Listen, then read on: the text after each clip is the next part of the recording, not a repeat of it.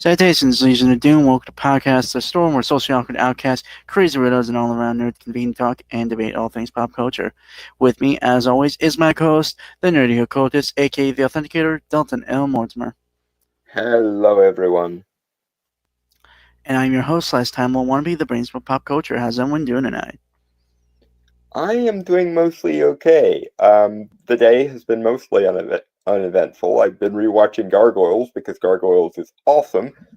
But other than that, I really don't have much to talk about. I've also started watching The Librarians because I'm gonna be honest, it's been super long since I watched it.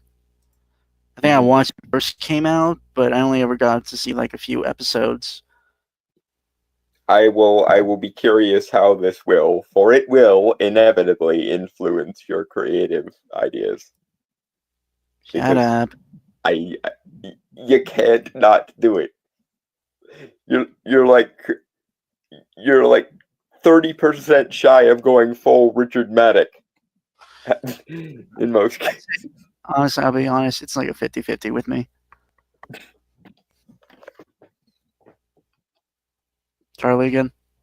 Yeah, sorry, my cat needed to be reminded that he's not allowed to claw my chair.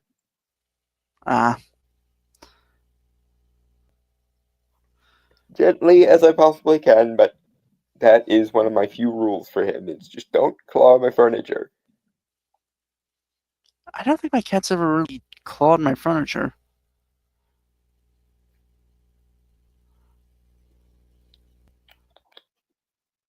Sorry, he's being cute. Oh.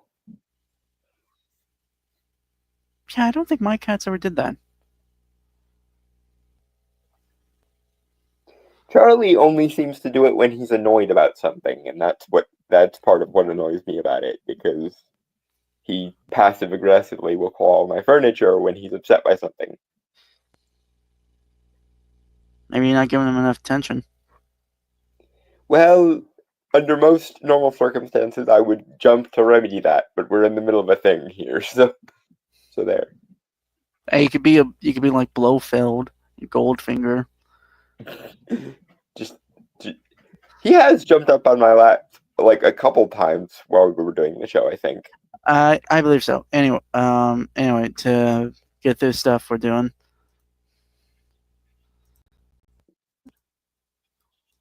A lot of articles this week. Yep. Well, okay, actually, no, not a lot of articles. We had stuff planned. Mm-hmm. Okay, so this is originally from comicbook.com, written by David Harth, published March 15th, 2025. I think Alan Moore was right about superheroes. I will withhold judgment until I figure out what he thinks Alan was right about. Subheader is, and I really wish you would have refrained from commenting before. Alan Moore believes that superheroes are inherently fascist, and he's not wrong. Sweet, merciful freaking Hecate. What in the hell? It's weird. I think I suggested this one before, like, because this was for last week, but just for time purposes, we weren't able to cover it. Yeah, you did. I really should skim these articles more often. I mean, obviously, like, the title is interesting enough, but yeah, and we've addressed Alan Moore's egotistical, fucking, occasionally magically dangerous narcissism before. You still thinking about still looking to get into get Promethea and like try to figure that out? I'm debating it. He also recently published a book about his style of magic, and I'm wondering whether I should buy it and try to reverse engineer his magic. Because I think one of my purposes in life is going to have to be being the anti-Alan Moore, or the alternate, the bizarro world Alan Moore, I guess is a better way of putting it. I mean, you got a short beard, and I'm assuming you got a haircut? Yeah, used to have longer hair, and longer hair will be back one of these days. So, Honestly, you're a lot more fancy looking than him. I appreciate the sentiment. I do try. Like, no offense to Alan Moore, because I actually respect some of the works he had, like back. Yeah, no, he has good works, and that's one of the reasons why it gives me a fucking brain aneurysm every time he opens his mouth and starts running it. You don't think the fact that he tried to, with Promethea, do that spell comic apocalypse thing, right? Yeah, the narrative magic bringing about the apocalypse thing. To his credit, I will point this out. He is thinking apocalypse in the Greek sense of the word, which means revealing. The problem is that unfortunately he's using a quasi-alchemical logic to get there, and regardless of whether any great revealing will be the result of it, it means that the world will have to go through what's referred to alchemically as calcination, i.e. burning down the world to make a better one. And as someone who lives in the world, Alan, I am not in favor of you burning the whole bastard thing for your own ideological reasons. Thank you. You don't think, given his kind of, not mental degradation, mind you, but the kind of way he's been acting the last couple decades, you don't think that was some sort of higher power punishment? Buggering him over because he's being a moron? Maybe. I mean, I will propose that a similar kind of logic for Neil Gaiman and why he's currently going through the other half of the Richard Maddock arc. Not the fun writing ideas at the speed of light in your own blood portion, but the buggering muses until they take revenge on you portion of that arc. When I was a kid, before I got into writing, because I realized I couldn't draw, I would sketch things out and come up with stories like that. Mm. I wasn't that great of an artist, so I figured I'd get into writing more. You could certainly do better than my art, because cerebral palsy will fuck up any capacity for being a good artist, pretty much.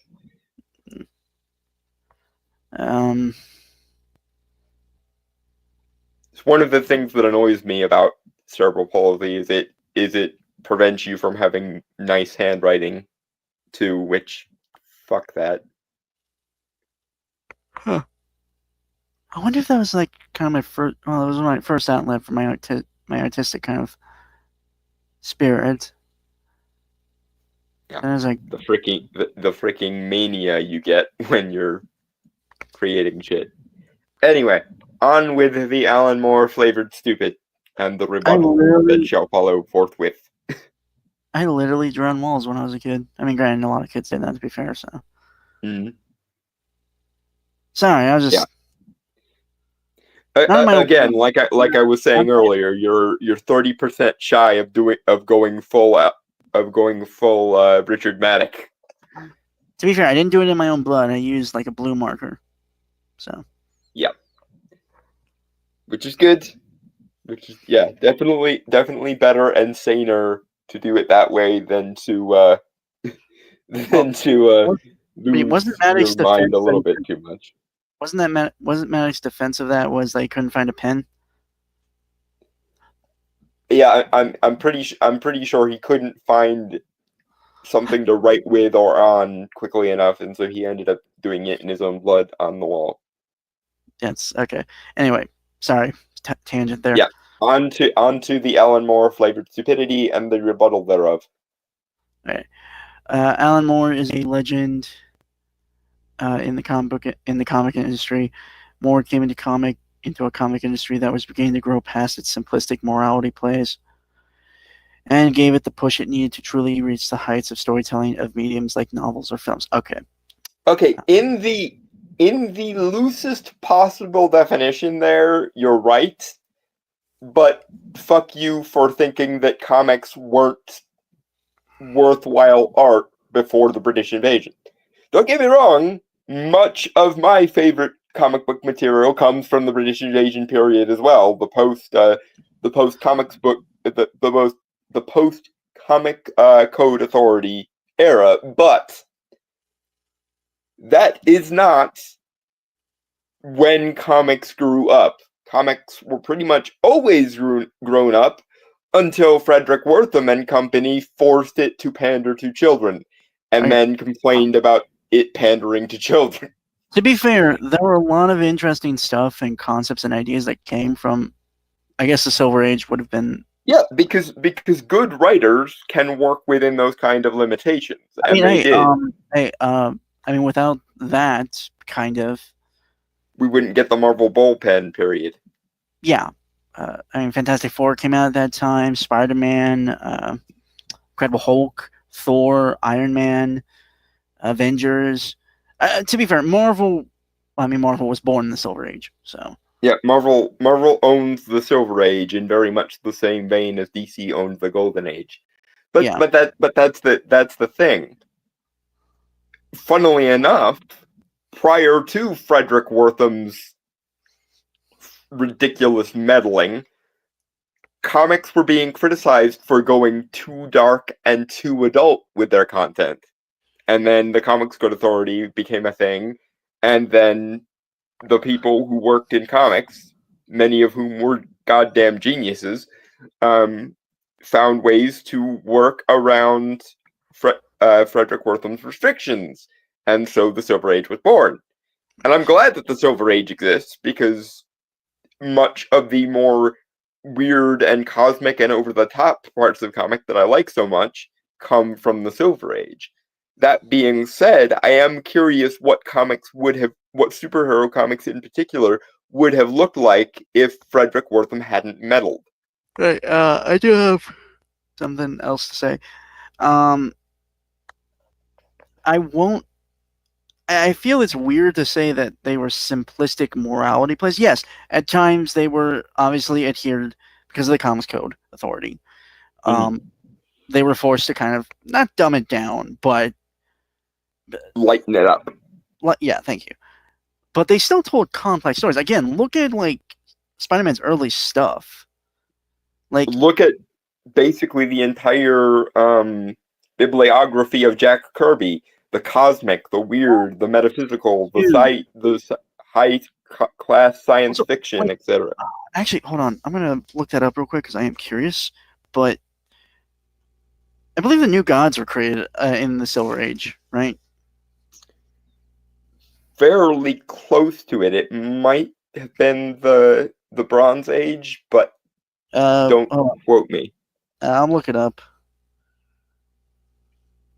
I know the Eternals and the New Gods came out around the same time, because Kirby basically wanted to do two different versions of the same idea for the two different companies. 1971. So close to the end of the Silver Age. Yeah, okay. But point stands. All right, Vantro, we'll see you. See you, man. Have a good one. Yep. All right.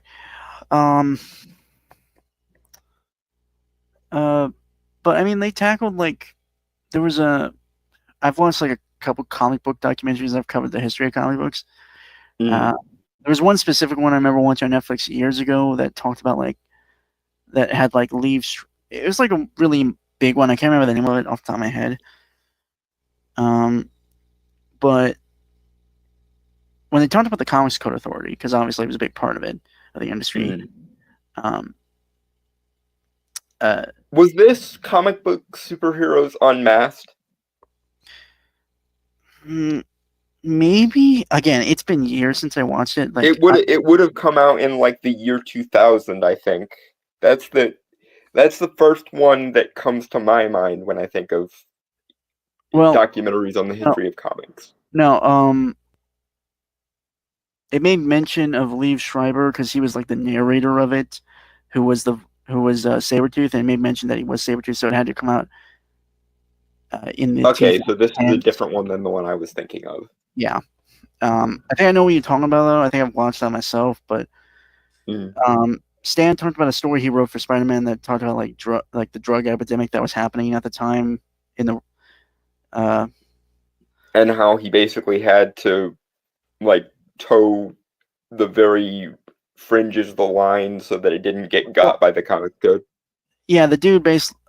I actually think they said they released it without the comics code because even though they were saying Yeah, don't do that was one of the first times where the code was just straight up ignored. yeah, because it was a comic that was talking about like don't do drugs and all that, but because it's mentioning drugs in any sort of capacity, Then the comics code doesn't like that because the comics code were a bunch of puritanical dickheads who ruined an entire medium. anyway, Or would have if they had their way anyway. right? But well, yes, I could agree that they can be morality plays. Sure, I very much disagree that they were simplistic. Again, I will say this was mostly for Marvel. DC kind of did adhere a bit too much, I think. Well, and there's that, but prior to the comics code as well, the number one like market for comic books was people who were on the front lines of World War II. So, yeah, you can take that, oh, it was always just kid stuff, and shove it where the sun don't shine, frankly. The only reason why that was ever true for even a little while was because someone insisted that it be made so, and then complained that it was made so. This is the catch-22 for which I despise Frederick Wortham. You broke something, Frederick, and then complained, or at least you and your ilk complained after you broke it, that it was broken. If you Anyway, didn't want it to be broken, how about don't come along and fucking break it, you moralistic cunt? anyway, moving on. Moving on. Yeah. More showed the world what comics could be when the creators involved wanted to go beyond the dominant paradigm. Swamp Thing is a masterpiece, and it led comics into a new dawn. Okay. No hold on. arguments here. The stuff in the British invasion was based as shit, and a Right. large part of what made hold it on, so hold on. excellent Dalton. was. Sorry. It's fine. I didn't want to get my point. Say something first. Yeah, sorry. I'm not going to disagree. However, the part of going beyond the dominant paradigm, which I guess again in comics that would have been superheroes, right? He didn't necessarily do that, nor. I think by dominant paradigm they mean the comics code. I think. Or at least I'm willing to give them the benefit of the doubt and assume they meant the comics code when they said beyond the dominant paradigm. If only John Arts. Also, hello. Yeah, good to see you. I honestly thought this was you reading stuff for a TTRPG. If only. Then again, speaking of things that have been fucked to death by subversive social justice crap, Wizards of the Coast. Actually, they're funny enough. I've recently gotten into a YouTube series that is it's a story based in kind of a D&D setting. Mm-hmm. It's called Life of an Artificer. It's very funny. And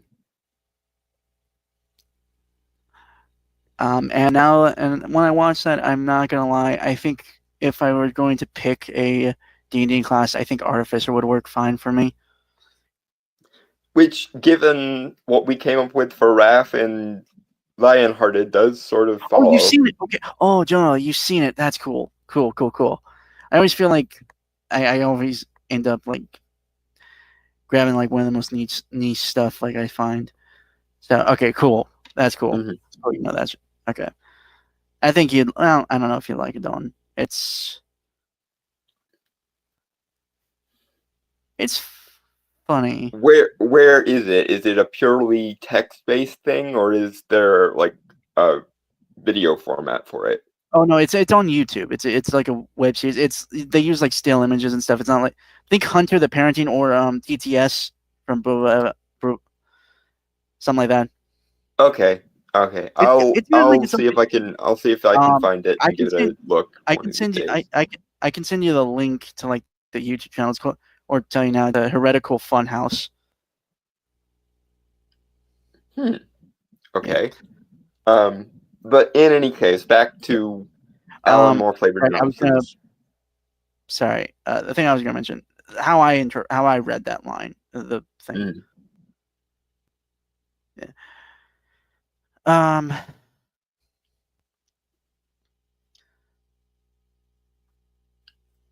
Right. The paradigm thing again. I assumed it's not technically clear here, mind you.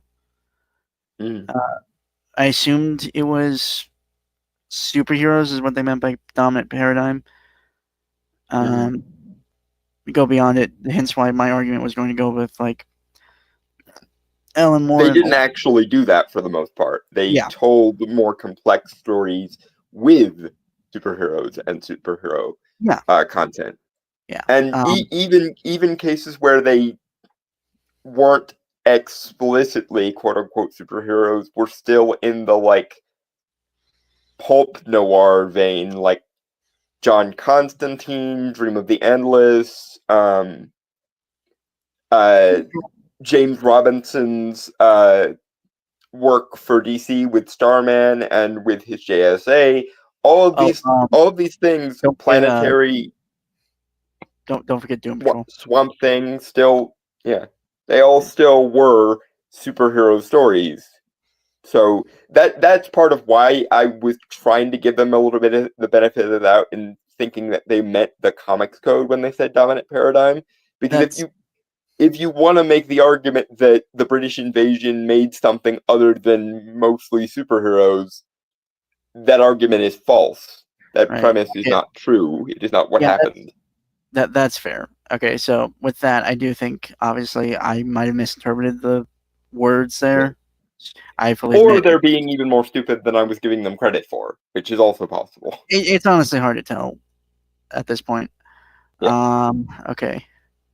Something is a masterpiece and led comics into a new dawn. Books like Watchmen came next, and some of Moore's classics from British comics like Miracle Man, known as Marvel Man in the UK, and V for Vendetta were brought across the Atlantic, telling deep stories that use the trappings of superhero comics to take them to new places. Okay, to be fair, I've seen videos that review Miracle Man. It Mm. honestly just seems that Moore just went really dark with the story. Well, but even there, I've made this argument before, and I will make it again. Most of Alan Moore's work succeeded in spite of, rather than because of, him and his ego. This is the biggest problem with a lot of the good creatives in the British invasion. They took the wrong lesson from their success. People like Neil Gaiman, people like Alan Moore, um, Warren Ellis and Garth Ennis to a lesser degree, etc. They seem to think that they were the secret sauce of what made their story successful, that their ego or their like selfish myopia was what made the British invasion successful. And I would make the case that in fact it is the exact opposite. Whatever the British invasion achieved, it succeeded in spite of its authors' egos, not because of them.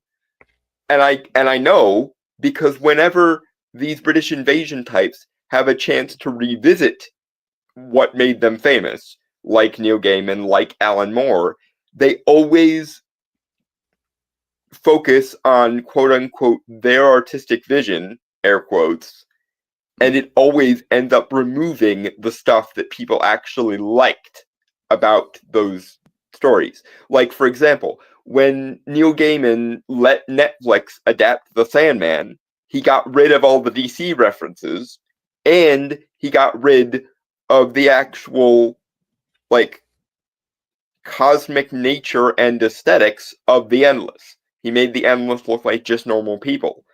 And speaking as someone for whom the Neil Gaiman run of Sandman is one of the greatest comics ever made, it really feels like he was so focused on showing the audience his vision that he was willing to sacrifice what people liked about the story in order to make it more him-centric. Same thing with Alan Moore. He despises the V for Vendetta movie because it changes the philosophical framework of his original story. Same thing when Zack Snyder adapted Watchmen. The problem is that, like I say, my suspicion is Neil Gaiman and Alan Moore succeeded in spite of their egos, not because of them, and as a result, actually changing the philosophical framework that V was operating under, changing it from anarcho-communism versus fascism to classical liberalism versus fascism, was a betterment. And Alan Moore's Watchmen is an even better example, because in Alan Moore's mind, Rorschach is the bad guy because he's a Randian objectivist stand-in. And people like Ozymandias and Dr. Manhattan are the good guys, when pretty much everyone else who's ever read Watchmen or seen the movie sees Rorschach as the good guy and Dr. Manhattan at best indifferent and at worst a living nuclear bomb, and sees Ozymandias as the villain. So it actually benefited Watchmen when Zack Snyder, a Randian objectivist, did what everyone else who reads Watchmen without that context does, and make Rorschach the obvious hero, tragically sacrificing himself, rather than trying to side with Dr. Manhattan's quasi-omniscient I am the sky perspective, or Ozymandias' pragmatic dictator perspective, etc. Oh no. Point being, those changes in philosophical outlook actually benefited the material in both cases, because the philosophical outlook that Alan Moore used is not one that people actually like or respected. The trappings that made V and Watchmen good were in spite of Alan Moore's ego, not because of them. And in spite of his politics, not because of them. Yeah.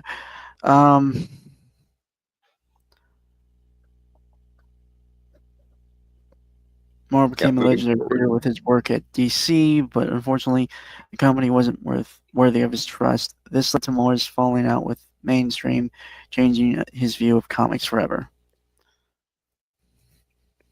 Frankly, yes, DC was to some extent in the wrong here. But, and again, here's where I'm going to be a little bit more nuanced than most people probably will be here. Neil Gaiman's and Alan Moore's responses to DC being a bit moronic was to throw tantrums like petulant children. This is part of what I mean when I say their work succeeded in spite of their egos, not because of them. The things that make Sandman worthwhile are only partly due to Neil Gaiman.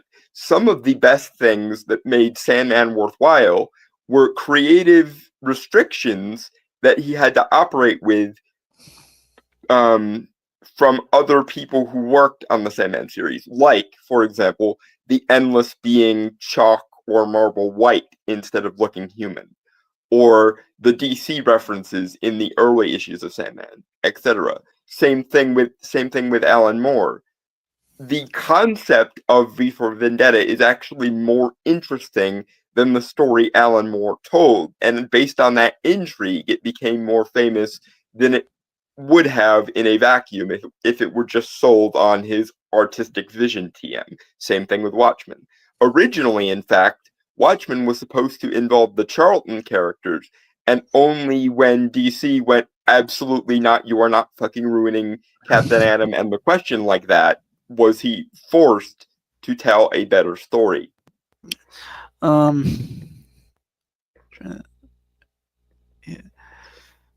Moving on. Yep, moving on. In the ensuing years, Moore has gotten a reputation for being comics' greatest curmudgeon, giving scathing takes on the comics industry that have only intensified by Moore leaving comics altogether. This led to one of his most controversial statements on the nature of superheroes ever. Moore said that comics were a road to fascism. Yeah, no, Alan, no, they are not. The idea that some people, some individuals, are more worthy of and more capable of wielding power is not somehow fascist.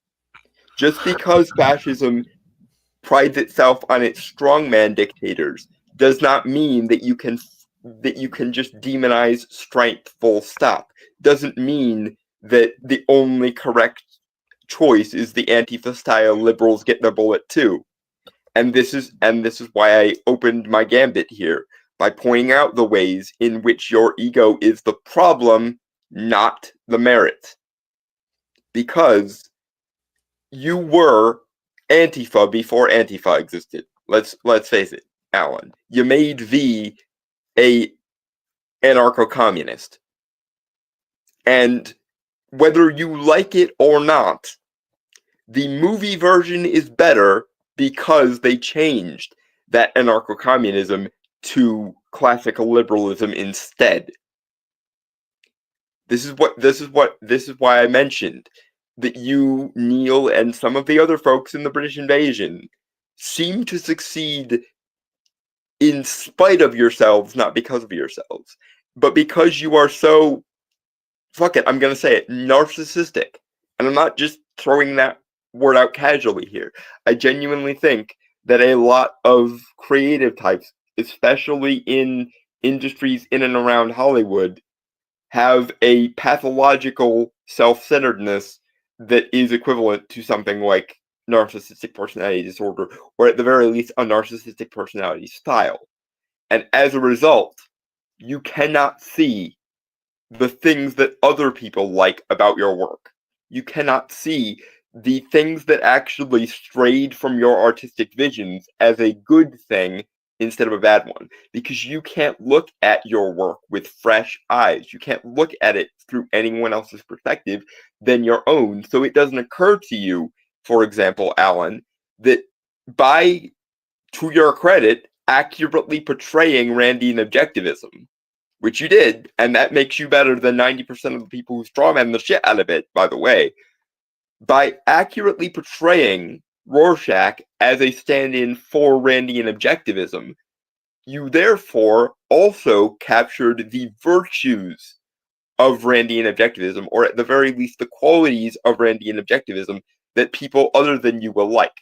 You wanted to make a scathing retort of Randian objectivism by making Rorschach the villain. But because you're so insulated into your very much proto-Antifa and anarcho-communism, you couldn't see that by accurately portraying Rorschach as a Randian objectivist, you would make him sympathetic to people who despise anarcho-communism and would be more inclined to be in favor of Randian objectivism. Now, mind you, there are also people on the Randian objectivist side who have the very same narcissistic ego disease, cough cough Zack Snyder. That's why Man of Steel is such shit, because you took a character who was supposed to be a idealist and altruist and compassionate / pacifistic almost to a fault, and you turned him into a Randian objectivist Superman character, which is not what people want from Superman. But regardless of you or Zack Snyder's political differences, you have the same problem for the most part, which is any success you've had has been by sheer, essentially sheer luck or sheer coincidence. You have not succeeded because of yourselves. You succeeded in spite of yourselves by getting creatively lucky early in your careers. Moving on.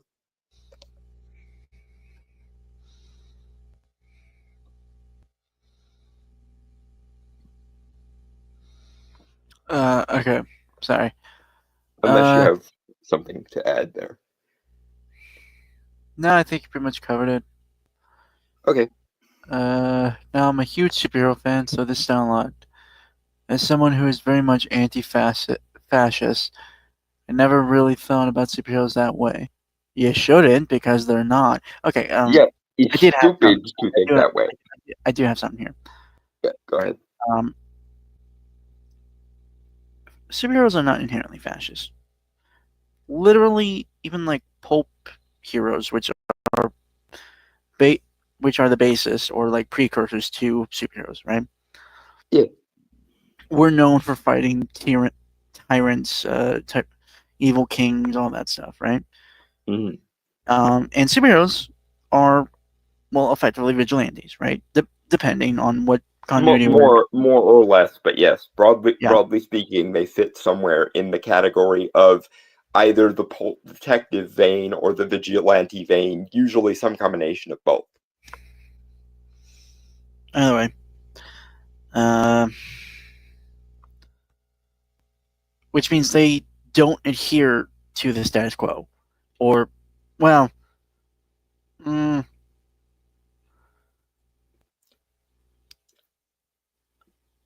the typical status quo of an ordinary world, which is, you know, uh, Especially in the Western world, the like general framework in which people find ourselves is a freedom of expression, individualism, and liberty broadly terms. It's not that way in other parts of the world, like the third world, but where the Western world is concerned, it's individualism, freedom of expression, and liberty broadly.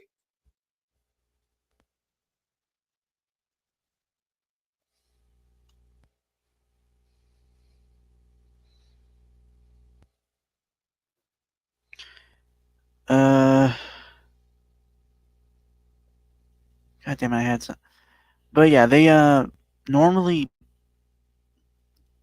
well, they're no most of the time they're not liked by the law because they don't do things by the law, and they don't really follow those things that because they're ultimately trying to do what is right, and sometimes what is right is beyond the law. Not obviously, I'm not advocating for real life vigilantism because that shit gets very messy real quick. Because collateral damage, etc., and Yeah, so on, which is why somebody like Superman is better than the elite, for example. yeah. Um, but my point, obviously, being is legit. Hell, like fucking World War II. How many patriotic superheroes did we see fighting in the trenches of the Western theater of war? Even Yeah, also the Eastern theater of explicitly war. against communists, fascists, and Nazis. Yeah. So you legitimately the point has no merit at all. Okay, and unless you have anything else to Uh, add there, I will put a slightly finer point on this. yeah, please do. Okay, so here is where your framework is going absolutely upside down here. You seem to believe, with very little reason of any kind, that fascism is the only philosophical framework, or the purest philosophical framework, that epitomizes individualized power. But one thing is very important here, and that is, well, there are several very important things, but the first thing I want to get into here is the very notion of superheroes being pro-fascist, because fascism in its classical form, in the form that people like Hitler, Mussolini, and so on, Francisco Franco, etc., all these people would have understood fascism to be an institutionalist and bureaucratic endeavor. The credo of fascism, as per Giovanni Gentile or Giovanni Gentile, I'm not sure how you say it. I always say Gentile because that's the way I first heard it from Razor Fist video, but that's neither here nor there. But Giovanni Gentile's motto or summary of fascism was essentially all things within the state, nothing outside the state, nothing against the state. And most of the characters in superhero comics are explicitly non-institutional in nature or even anti-institutional in nature. So that alone should disqualify this nonsense talking point of superheroes are fascist. But I will steelman the superheroes are fascist position by pointing out that I think most people who believe that superheroes are fascist would point out that the only reason a lot of these characters aren't institutionalist is because they're powerful enough not to need institutions. Like, they have the unilateral power necessary that they don't need a bureaucracy to control people, they can just control people. But even then, here's the other half of why superheroes as fascist make no fucking sense. The premise of superheroes being fascist because they talk about things like the Ubermensch or the Superman ignores the fact that fascism doesn't have a monopoly on the idea of individuals with great power or great responsibility. Monarchism has this motif in the concept of the true king in the Arthurian mythos, or the vein of somebody like Richard the Lionheart or Charlemagne. The one true king who, by virtue of their good qualities, deserved power by definition. That would be a better summarization of the way comic books treat individualized power. Somebody like Superman, somebody like Thor, somebody like Captain America. All of these are made great not by virtue merely of their power, but by virtue of that power being set within a good moral framework, i.e. the true king motif. But even that is not something unique to monarchism either. Liberalism in its classical form and libertarianism in its classical form are all about the merits and qualities and strengths of the individual over collectives, institutions, and bureaucracies, which is much more accurate to the philosophical framework of superheroes than is fascism, because very few characters, if any at all, in superhero comics seek control of people or society or institutions. Superman explicitly restrains himself from anything having to do with politics, usually, because he doesn't care about politics and philosophy, generally. He wants to do the on-the-ground, bit-by-bit goodness. Superman's version of goodness is broadly one that is reliant on the premise that incremental good will create larger good. Fascism, if it can be said to be after any form of good at all, which, again, fuck fascism, communism, and Nazism in every conceivable whole, but fascism broadly believes in, and communism as well, because both are extremely utopian, politicized ideologies. Fascism and communism believe in the principle that minor wrongs can be done in the name of the greater good because the ends justify the means. Most characters in superhero comics are explicitly the counterpoint to that. Most superheroes, whether it be Spider-Man, whether it be Captain America, whether it even be somebody like Doctor Strange, although Doctor Strange is a bit of a weird example because he does deal with broader metaphysical duels and so on. But most superhero characters in comic books believe in the idea that the ends do not justify the means, and that in fact, in order to create a greater good at all, you have to do so by making it comprised of incremental individual goods, i.e. smaller goods snowball into larger ones, rather than the other way around, which is, in order to make a heavenly utopia, we have to get rid of the infidels and break a few eggs to make an omelet, so to speak. So yeah, making this superheroes are fascist point because it focuses on people with power and how those people with power use that power unilaterally or at least individually is false because fascism doesn't have a monopoly on the idea of individuals having power. Yeah, moving on. Sorry. Before I repeat myself too much.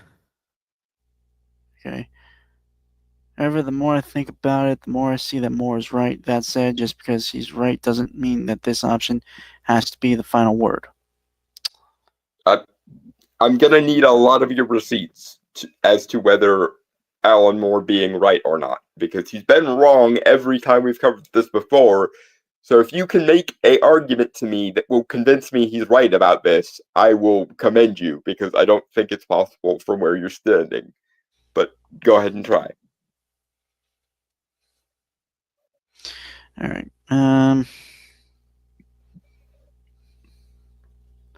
Superheroes at their core reveal a disturbing tendency. How so? Superheroes at their core are about one strong person standing against the chaos of the world, trying to Yep, recapture called something. it. Hold on. Yep. Hold on. Go ahead. Trying to recapture something that's actually never existed. A world of peace and plenty for all. When read like that, it's easy to see the parallels between superheroes and fashion. Yeah, when read like that, which means you motherfuckers are asserting that's what they're about. Yeah, you are seeing your perspective and not, and this is why I preemptively called this, because I knew this was going to be the point of attack. Superheroes are about individuals with great power and people with strength and might. Therefore, they must be might makes right, and therefore they must also be utopian and ends justify the means oriented. But no, most superheroes, even the worst of the anti-heroes, don't even operate on the premise that might makes right. In fact, in most cases with superhero comics, it's pretty much the inverse. Not that might makes right, but that the right will deserve might. Those who have moral purity or virtues or skills or abilities and use those skills, abilities, powers, etc., for the individualized instrumental good rather than the utopian greater good will, by virtue of how they use that power, prove themselves worthy of wielding it. Whether it's Superman in how he tries to justify his powers by how he uses them, whether it's Thor who explicitly needs to be worthy like King Arthur before him in order to use his powers in the Marvel comics, etc., so on. Yeah, this is where you guys have it completely upside down because you, for some reason, have convinced yourselves that fascism is the only ideology where individuals with power are allowed to use that power at their own discretion. And that's not the case. I just gave you two examples previously because I saw this coming. Yay me. In monarchism's case, the premise that monarchism in theory operates under is that those with the deserving of power can use that power well and in so doing make the world better. Whether it's King Arthur in his myth cycle, whether it's Charlemagne in his myth cycle, whether it's Peter from Stephen King's Eyes of the Dragon. The idea that those with moral virtue or qualitative abilities who use that power virtuously, in Stephen King's case, this is usually referred to as The Shining, will then deserve that power. In other words, to simplify this down, you seem to think that most people see superhero comics as might makes right. And most people who read superhero comics do not abide by that premise, and neither do any of the characters, or most of the characters in it, except for maybe the villains, who are the villains and therefore are not moral exemplars of anything. In superhero comics case, as with the ancient king cycle, or in classical liberalism's case of the great individuals who shape history, it's not might makes right. It's right deserves might, and therefore shall be granted it. Moving on.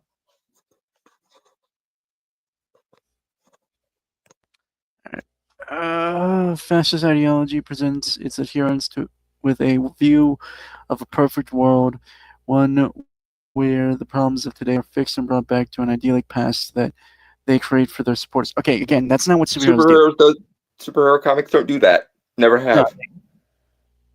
They fight an unjust world in trying to make it better. It's never an idealization, never an idealized past they're striving for. It's for a better tomorrow. Yeah, and I can see why you got there from your warped philosophical worldview, because you apparently see the utopian side of fascism, communism, and Nazism. That's in no small part of what makes fascism, not communism, and Nazism so dangerous, because they are utopians who think that there is this ideal, perfect world out there to be made. But again, and I called this too in the previous section, because I knew where you were probably going to wind up going with this. Superheroes, for the most part, there are exceptions, I will grant you, but for the most part, and in the most famous of cases, the premise of superhero comics is not, let's make a perfect utopia. It's, let's do as much incremental, individualized good as we can, so that those smaller goods will conglomerate and merge into a greater one.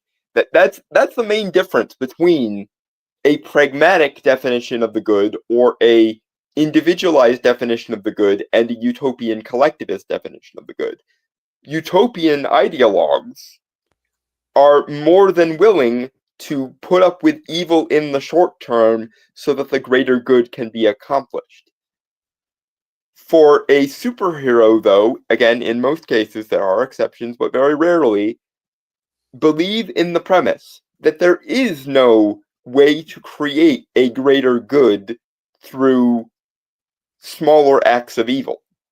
Most superheroes, in most cases, believe that to create a greater good, TM, it's not a matter of tying yourself to some utopian ideal and then actualizing it. It's a matter of smaller goods snowballing into larger ones, which is the exact opposite of not only fascism, but also communism and Nazism. All three of these ideologies believed there was some perfect utopia waiting in the wings to be actualized, and that all we needed to do to get there was just the classical joke of real communism hasn't been tried.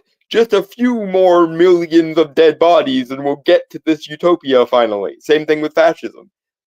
They believed that there was this utopia where the perfect person could perfectly control everything by bureaucracy. And no, in superhero comics, that is not the standard.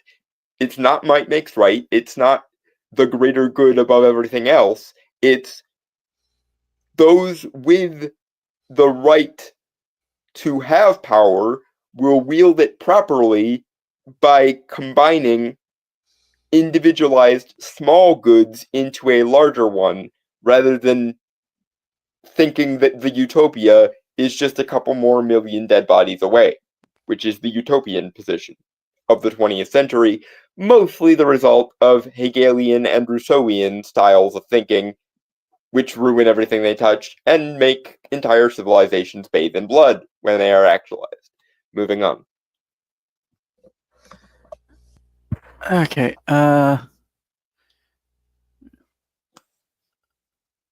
Okay.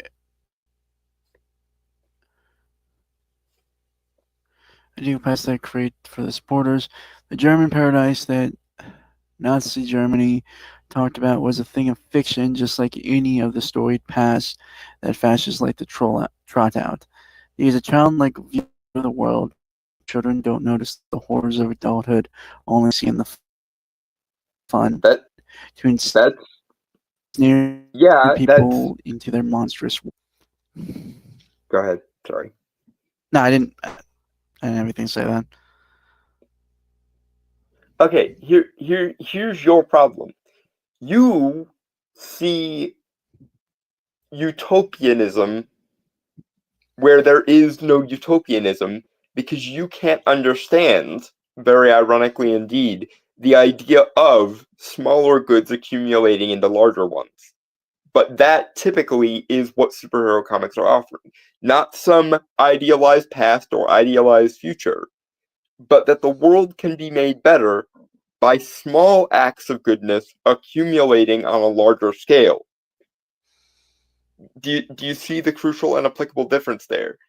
A utopian, like a communist, a fascist, or a Nazi, is trying to actualize an ideal, and they're trying so hard to actualize that ideal, they're willing to put up with any number of small and vindictive evils because the utopia is just one set of dead bodies away, one gulag away, one concentration camp away, etc.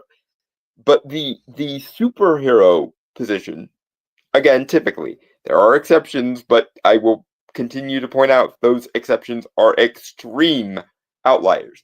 The superhero position is that there is no greater good to be reached by abstract moralizing, but larger goodnesses are made by incrementally and individualistically doing smaller acts of goodness, which then accumulate and snowball to a better world. The superhero comics have pretty much never been super past focused. Like most of the early superhero comics were based on high concepts of either science, technology, or esoteric philosophy in the case of, mystical and or mythological characters. But even those mystical and mythological characters aren't explicitly past focused. Thor is a creature from a deity from Norse mythology, yes, but most of his stories exist in the contemporary world in which the comics are being written. And obviously, there are changes and weirdnesses when it comes to timescales, because superhero comics are weird like that sometimes. But never once have we seen Thor go, okay, we need to bring back the Viking Age, and therefore I'm gonna support like the Asatru Folk Assembly or some shit. That, like, if that ever happens in Thor comics, I will concede that maybe you have a point about this whole fascism thing, but that never happens. The New Gods, or the Eternals, or any of pretty much everything Jack Kirby has done is a high concept mix of extremely high like science fiction concepts and mythological and or mystical ones. But most of the time superhero comics are either contemporary, like they were during the Second World War, or they are future focused because they're dealing with something that a philosophical concept can bring into reality eventually. Like, that's the reason why so many heroes in superhero comics get their powers through scientific lab accidents, because during the time in which those stories were written, there were new frontiers being explored in the realm of science that then were worthwhile, according to the writers, to explore. And even the stuff that was explicitly magical, like, characters that I tend to like, was based on contemporary ideas of esotericism at the time. In the Golden Age's case, it was during the Victorian occult revival of people like Aleister Crowley and Helena Blavatsky, so many of the characters themselves also were in that vein. Or in the case of somebody like Doctor Strange, that was the character of Doctor Strange was born during the hippie movement and the Flower Power era. So a lot of the like Terence McKenna psychedelia stuff influenced that, etc. Nowhere in superhero comics do you really ever see someone trying to bring back a utopian past. At least nothing that I can think of off the top of my head. Can you guys think of anything? Because I don't really think I've ever seen a... Sorry. Moving on. No, it's fine. It's just like, again, you were kind of rambling. And we're not even halfway done with this article. So. Yep, moving forward. All right. Superhero or a child's idea of how to save the world. Jesus Christ. You are extremely cynical and bitter, sir. Yeah, that only an idiot or a child thinks that greater goods are the result of smaller goods conglomerating attitude. That makes, like, I'm not going to say you're sympathetic to communism or fascism or Nazism, because unlike you... Anyway. I can acknowledge that fascism, communism, and Nazism are rare and stupid, but that attitude of only an idiot thinks that you can make a larger good out of smaller ones makes me think that you might be more sympathetic to the utopian position than superhero comics are, kind of ironically. Moving on.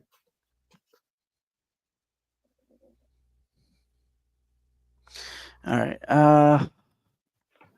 These strong men and women stand as a bulwark against the encroaching darkness of the world, able to solve the little problems of society, but never touching the big ones. This is another key part of fascism. Fascists never actually fix the problems that affect society, instead focusing on an enemy that people can hate. Fascist governments do everything they accuse their enemies of, and superheroes also do the same. What the fuck? Yeah, no, this is just you demonizing the concept of individuals having power. And as I specified before, because I knew roughly where you were going to go with this, fascism doesn't have a monopoly on the idea of powerful individuals making a difference in the world. And by the way, fascism does try to solve the things it claims to solve. It just fails miserably because those ideologies are poison because of Hegelian bullshit that ruins everything it touches.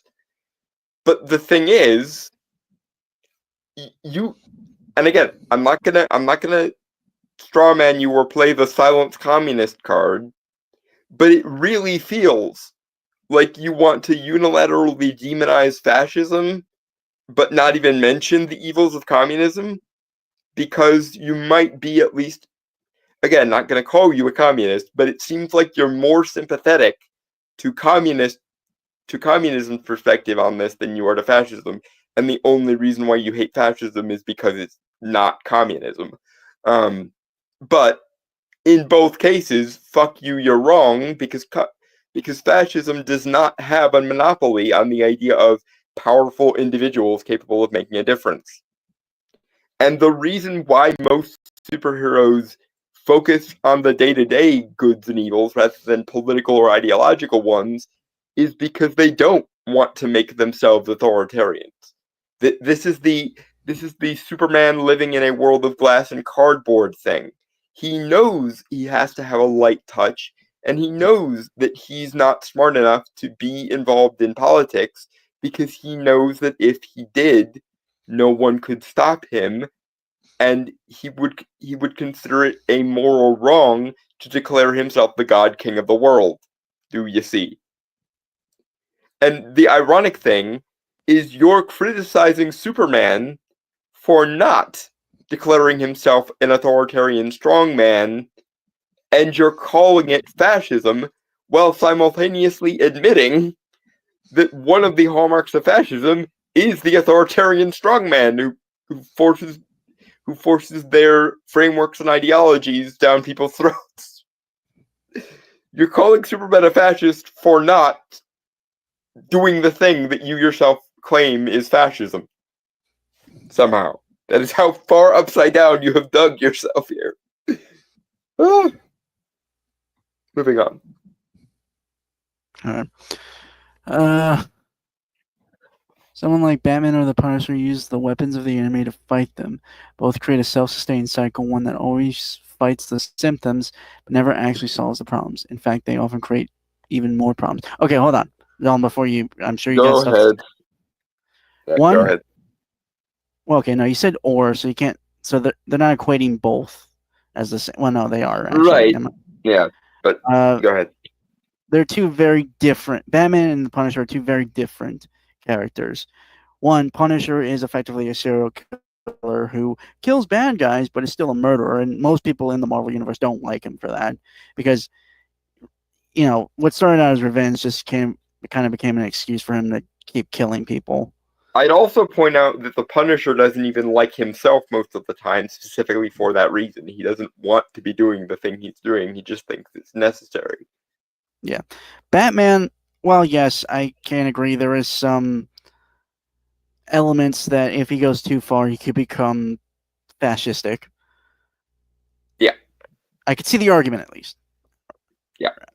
But for one thing, again, I hate this. It always stems the same problem that most people don't really understand Batman, right? Yep. The guy, and again, I would say it's not really his problem with the rotating Rogues Gallery of Arkham, because honestly, at this point, the state or whatever, like, it's really the law the fault right now, given everything that's happened with those villains. Like, although in the law's defense a little bit, I will say that most of Batman's rogues are canonically super geniuses, so that might be part of the problem. Well, that, and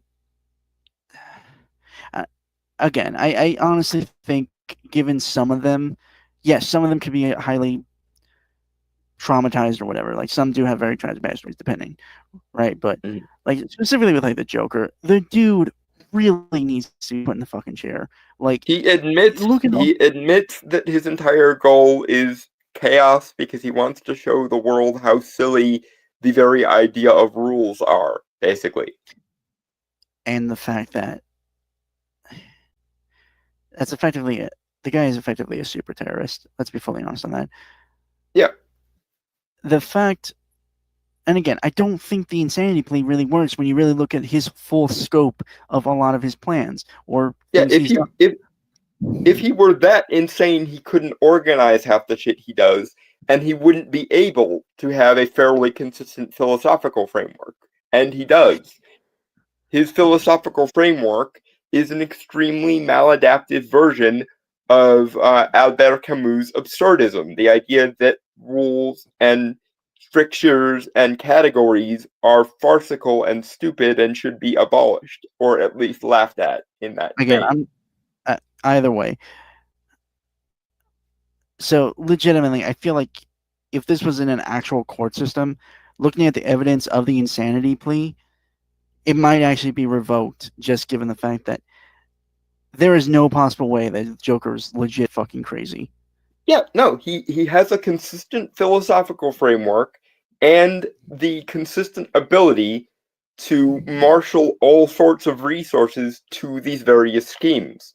So he clearly, and here's the other thing, he's made philosophical arguments in his own defense in the past. And if he is aware that he needs to make philosophical arguments in defense of his beliefs, then that means he understands the difference between right and wrong. He just chooses wrong, which is the very definition of the insanity plea doesn't work. But even then, not to cut you off, Brainstormer, but the thing I was going to bring up. I did also. Sorry, there's like one extra thing. No, go ahead. About by all means. Batman, Bruce Wayne, the billionaire, who has been known to give plenty of money that helps sustain his city through various charities, foundations, and other. Yeah, that's where I was going to go with it. Things like that throughout Gotham. And you can finish the point, but just let me establish it, I guess. Yep. The main issue is that with the vast corruption in the city government of Gotham, Bruce Wayne's hard work, which does make leeway at times, don't get me wrong on that. It's steady. It's slow, but it's steady. It's constantly faced with constant pushback of greed, corruption, and just overall apathy, effectively.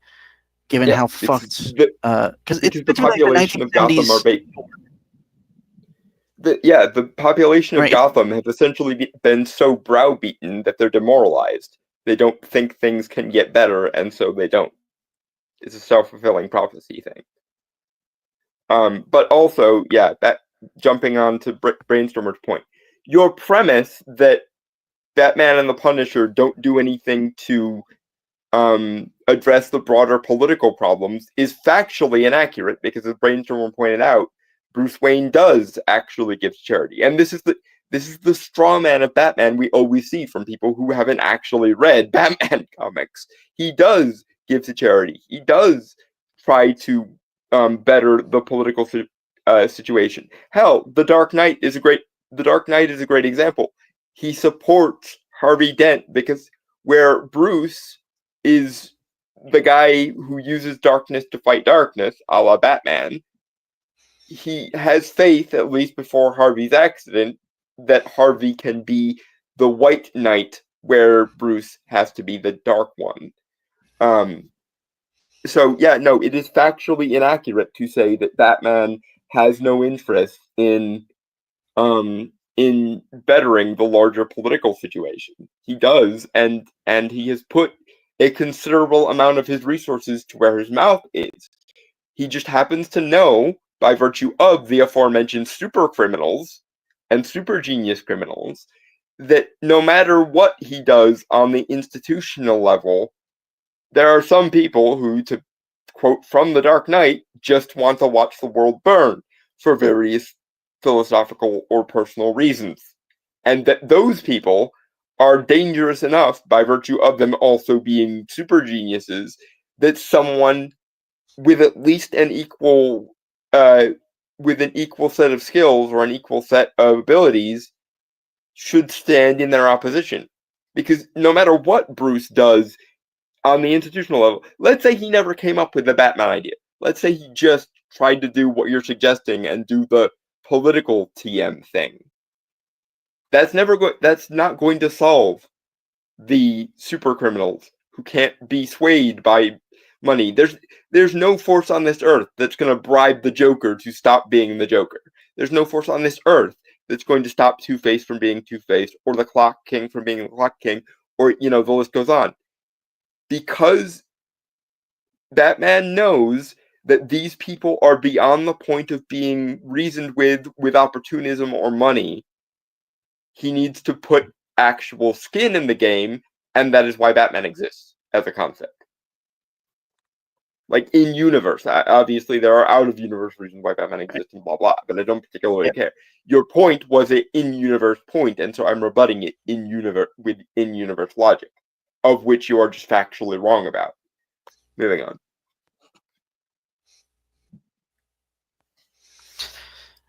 I don't really have anything else to say. So, well, also, somewhat political here. Punisher. I don't know how recent it was, but it was made light that he doesn't like the police that use his logo or see him as a role model. Like, there was a whole comic. Because he desperately, and this is to the Punisher's credit, at least when he's being written well, he wishes desperately that he didn't have to do what he does. It's just that he thinks that it's necessary for someone like him to exist for a similar reason to Batman. Obviously, they're very different characters, but the underlying logic that created them, respectively, is very similar in that both the Punisher and Batman, to varying degrees, try to use darkness to fight darkness. Try to use the darkness as a weapon against the things in the darkness. Which is what makes someone like Batman or the Punisher different from somebody like Superman or Captain America. Superman and Captain America are, when they're written correctly, a light that burns so bright that the darkness simply has no hold on them whatsoever. Whereas Batman and the Punisher are people who were shaped by darkness, but are choosing to be better than the situation that gave birth to them by using darkness as a weapon to fight other darkness. Moving on. Right.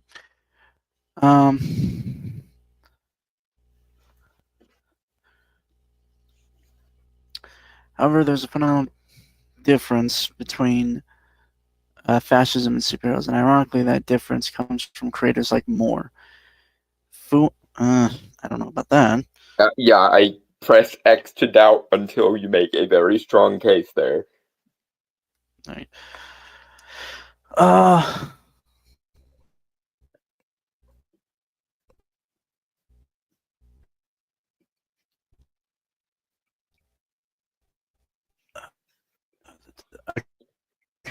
Okay. Fiction influences all of us. It's why books get banned. Moore's work has always been anti-fascist. Reading his stories shows the myriad ways that we can fight against the worst in the world. On about, he's not special for that. Also, there are multiple ways to oppose fascism, my dude. Like, Alan Moore is basically the proto-Antifa template. He thinks that the only way to oppose fascism, quote unquote, is by conflating fascism and capitalism, and through anarcho-communism. That's why V exists in the way V does, because at the time, Alan Moore was an anarcho-communist, and he saw the excesses of the 80s capitalist model as precursors to fascism. Both of these things he was wrong about, by the way, fuck them both, but Alan Moore, much like the rest of modern Antifa, thinks that the only way to oppose fascism is by conflating capitalism and fascism first, and secondly, by engaging in violent anarcho-communism.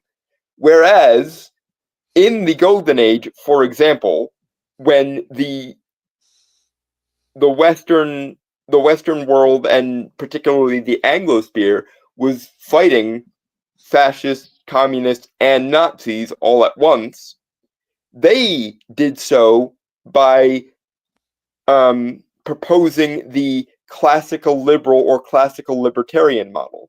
The idea that the way you fight fascism, communism, Nazism is by doing as much incremental good as you can on the ground, so that that goodness can snowball into a greater one, rather than utopianally insisting that the great utopia is just a few more dead bodies or a few more gulags away. You can oppose fascism without demonizing capitalism, and without demonizing individualism, and without demonizing strength, full stop, like you've done here.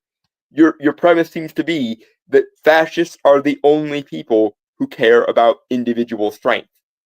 And that's not the case. It never has been the case. There are plenty of ideologies reliant on the strength and power of the individual as its foundational premise that have nothing whatsoever to do with fascism, and are frankly more effective at fighting things like fascism, Nazism, and communism than anarcho-communism in the Antifa vein is. Moving on.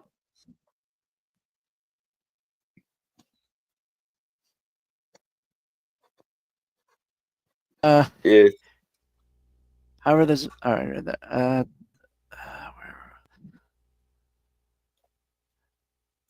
Alan Moore has always been an anti-fascist, is where you were. Reading the story shows the myriad of ways we can fight against the worst in the world. Did you ever read that? Yep. Okay. Moore isn't alone in this either. Creators like Grant Morrison also tell stories that are fundamentally anti-fascist. I've read Grant Morrison's stuff. I've never gotten that. I don't think he's pro-fascist, obviously, but he tells really weird, out there stories. Granted, there's a human element to it, like a core thing that gets you emotionally involved or makes you care for the characters and stuff, right? Yeah. But I've never gotten like that as like a overall, I guess, lack for a He better usually term. has more interesting things on his mind than just fascism bad. Whether you like Grant Morrison or not, he's more interested in more abstract ideals or philosophy than he is in political philosophy. And by the way, I'm not saying that as a negative. That is one of his best qualities, is that he's smart enough to have more interesting ideas in his head than just fascism bad, MK. That's one of the biggest problems of the modern day writing scene, is people are so erroneously convinced that fascism is on the rise again, that the only story they know how to tell is fascism bad, communism good, MK. Specifically anarcho-communism, because again, the aforementioned Antifa thing, wherein they regularly say things like liberals get the bullet too. So there. But yeah, actual intellectuals tend to have more interesting things on their minds than fear-mongering about fascism the whole day long. Because most of us, I know this is going to throw you for a loop here, but most of us can acknowledge that fascism really isn't a political force in the modern day. Fascism hasn't been a political force for at least 50, if not for at least 50 years, if not longer. Just like Nazism. A couple random biker gangs in the Alsace Folk Assembly notwithstanding, there aren't that many neo-Nazis left. There aren't that many neo-fascists left, and there aren't that many... well, unfortunately, there are a larger percentage of communists in the modern day, especially of the anarcho-communist Antifa variety, because the institutions of higher learning keep insisting that fascism is just around the corner, and so we have to actively oppose it as much as possible, even though it's not been it's not been politically actionable for at least 50 years. But it's this thing that social justice does, where they assume that every demographic of human never got better from their worst historical period. According to the critical race theorists, the average black person is no better off now than they were during Jim Crow or slavery. According to the average intersectional feminists, they believe for some reason that women are no better off now than they were in the 1890s before women got the vote. The average gay person or the average LGBTQ activist still thinks it's the fucking 80s, and the AIDS crisis is still going on for some reason. They don't seem to realize that they won in the 90s, and that therefore they should stop acting like authoritarian rebels, because they are the institution now. But if they did that, they might come to terms with the fact that they have power, and as a result should use that power responsibly. But rather than deal with that, for the most part, they've just convinced themselves that even though they won in the 90s, they have no institutional power, and therefore we still need to fight harder against the tradcon fascists of yesteryear. Derp. Moving on. All right. All right. I didn't think we'll read a little bit more and then move on, just simply for time's sake, and try to finish it next week then. Yep. All right. Yeah. All right. Creators like Moore and Morrison take the horrors of fascism and show them to the audience, all while also showing us how to fight. Don't Moore and Morrison hate each other greatly? I have heard that, although I don't remember specifically why they hate each other. I believed it was because of their writing styles or their like personal philosophies, like vastly different. Given how Alan Moore is a complete and utter ideologue, that doesn't surprise me that people come to ideological disagreements with Alan Moore. Because, again, he hates the V for Vendetta movie because they made V a classical liberal rather than a anarcho-communist, even though, objectively speaking, to the average person, that makes the story better. That's why the movie is a lot better liked and a lot better regarded than the comic when most people go ahead and read the comic. A lot of people like the idea of V for Vendetta way more than they like the actual substance of V for Vendetta, because Alan Moore was a crazy anarcho-communist before it was cool to be a crazy anarcho-communist. Mm. Moving on. Alright. This is the glory of superheroes. They can be simple and take readers down dangerous roads, worship of the strong, and the return of the illustrious perfect. Oh my! But they can also show readers how to fight against that past. Okay, fucking. They don't. Go ahead.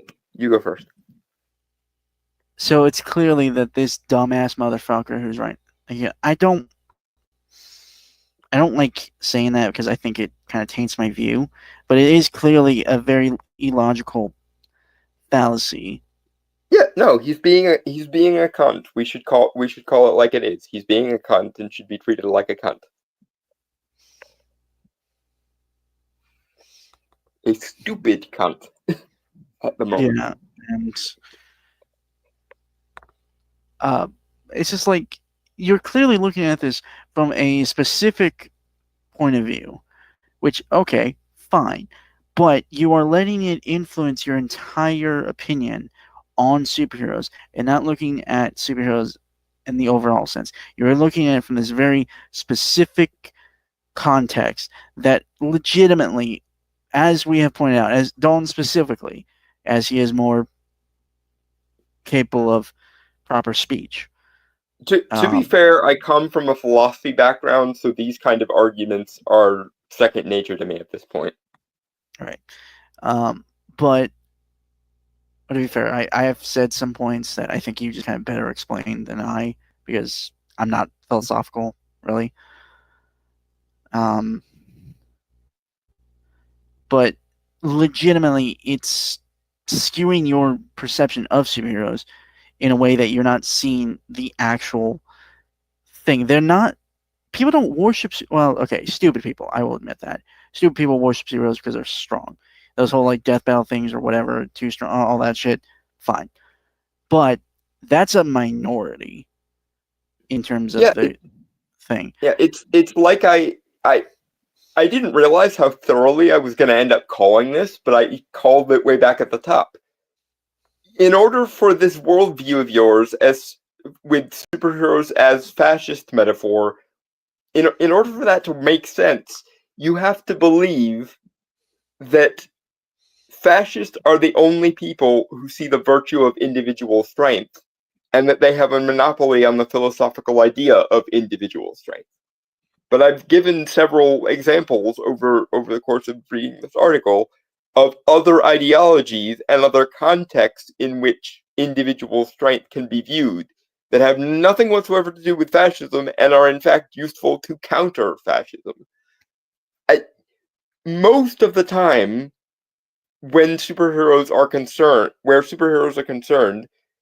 their strength is as their strength comes from, in some significant sense, their virtue. Again, you seem to think that the average person who likes superheroes or reads superheroes has a might makes right perspective, or to borrow something from Plato's The Republic, you seem to think that the average person who likes or reads superhero comics is looking at the world through a Thrasymachus lens, the lens of Thrasymachus from The Republic, as a might makes right thing. But in most cases, most superheroes, and there are exceptions, I will give you, but the exceptions are exceedingly rare. Most superheroes don't view themselves from a might makes right perspective. They view themselves as, frankly, the causal relationship being in the other direction. Whether it's Steve Rogers, whether it's Clark Kent, whether it's Spider-Man, whether it's the list goes on and on forever. and Stan Lee nailed this obviously back in the early issues of Spider-Man. It's not might makes right. It's that with great power comes great responsibility. Or to put it back in the monarchist mold that I mentioned earlier, the concept of the one true king is the person who uses power for virtuous reasons or to virtuous ends. It's the concept of noblesse oblige, the idea that those with power should be and are obligated for what use they make of that power. Instead of might making right, it's almost the other way around. It's almost right is the seed by which might is given in a lot of these circumstances. I mean, there are literally cases where, in order to use the powers they use, they literally have to be definitionally worthy. Thor is probably the most quintessential example. But Captain America is another really good example. To borrow from the movie, because I think the first Captain America movie nailed this really, really well, the idea that good becomes great, bad becomes worse. And I think me and Brainstormer have talked about this before. The average pseudo-intellectual hack seems to think that power corrupts the person who wields it. I, however, having examined these various perspectives and especially superhero comics, don't think that power actually corrupts. What power does do is it magnifies, it amplifies your ability to have an impact on the world. And if you have any personal flaws, the power that you wield will make those powers have negative consequences. That's why Erskine in Captain America First Avenger was so obsessed with finding a good man rather than a strong one, because the serum causes good to become great and bad to become worse. That's literally the line. Good becomes great, bad becomes worse. That is what power does. It amplifies what a person already is, and so therefore we should be very careful who we give power to. And this is how you in fact know that superhero comics are not fascist. Because in a fascist version of superheroes, there would be no one with power who used it badly. Because according to fascism, strength and being a strongman authoritarian is good by definition. But in superhero comics especially, there are obviously people who use power wrong. Those people we refer to as villains. In a world where superhero comics were fascist, there would be no place for supervillains. But there very obviously are, Right. because everyone who's ever written a superhero Don't- comic, for the most part, understands the concept that there are people who use power correctly or for good reasons, or at least to create good results. And there are people who view power as good in its by definition and therefore think they can do no wrong. Lex Luthor is a great example. Because he is powerful, he thinks he is good no matter how many evil things he does, compared to Superman, who knows he has to use his power as wisely and as sparingly as he can, don't- because he knows that if he did so Dalton, unilaterally, he would break the world. Yeah, moving on. uh, superheroes have another core, and it's one that is obvious when people look at heroes like Superman. So it's good I stopped you there. Superman was Oh, created as a socialist icon. Hold on. Let me finish it. Hold on. go ahead. Doing his best to fight the corrupt powers that victimize the people. I mean, to be fair, he did. I believe some of the early people that he fought, while one supervillains, were what was it? I think one of them was an abusive spouse. Another was uh, was it lines, which, yeah, fair enough, I suppose. But I don't think he was intended to be a socialist icon. He's not. Again, this is you projecting your shit onto the character instead of actually looking at what the character is. Superman is not a socialist because socialism is an institutionalist perspective. Is a explicitly political perspective. Superman doesn't do either of those things. In fact, Hello? Yeah, I can hear you, but I wasn't finished with that. I want you to have the full context of the writing there, just so like you're not. Go ahead. Okay. All right. Where was I? Okay, Superman created a social icon, doing his best to powers that victimize people. Superman in the Golden Age was meant to be an example, a cure to the encroaching far-right belief systems that were all the rage back then. Jesus fucking Christ. Can you be any more stupid, sir?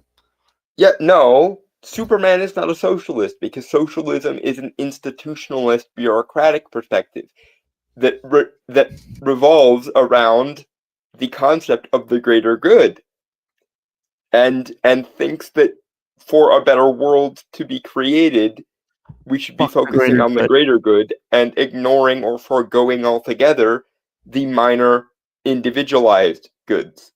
And that is not who Superman is, was, or ever has been. Like, I literally cannot think of a single case where Superman was written that way. And in fact, the refusal of Superman to get involved in institutions and politics is something that was leveled against him by the writers of John Kent Superboy. Because as I remember it, John was bitching at Clark for not forcing his hand and making political moves using his powers. And ironically, that definitionally means that he can't be a socialist, a fascist, a communist, or anything that is explicitly political or ideological.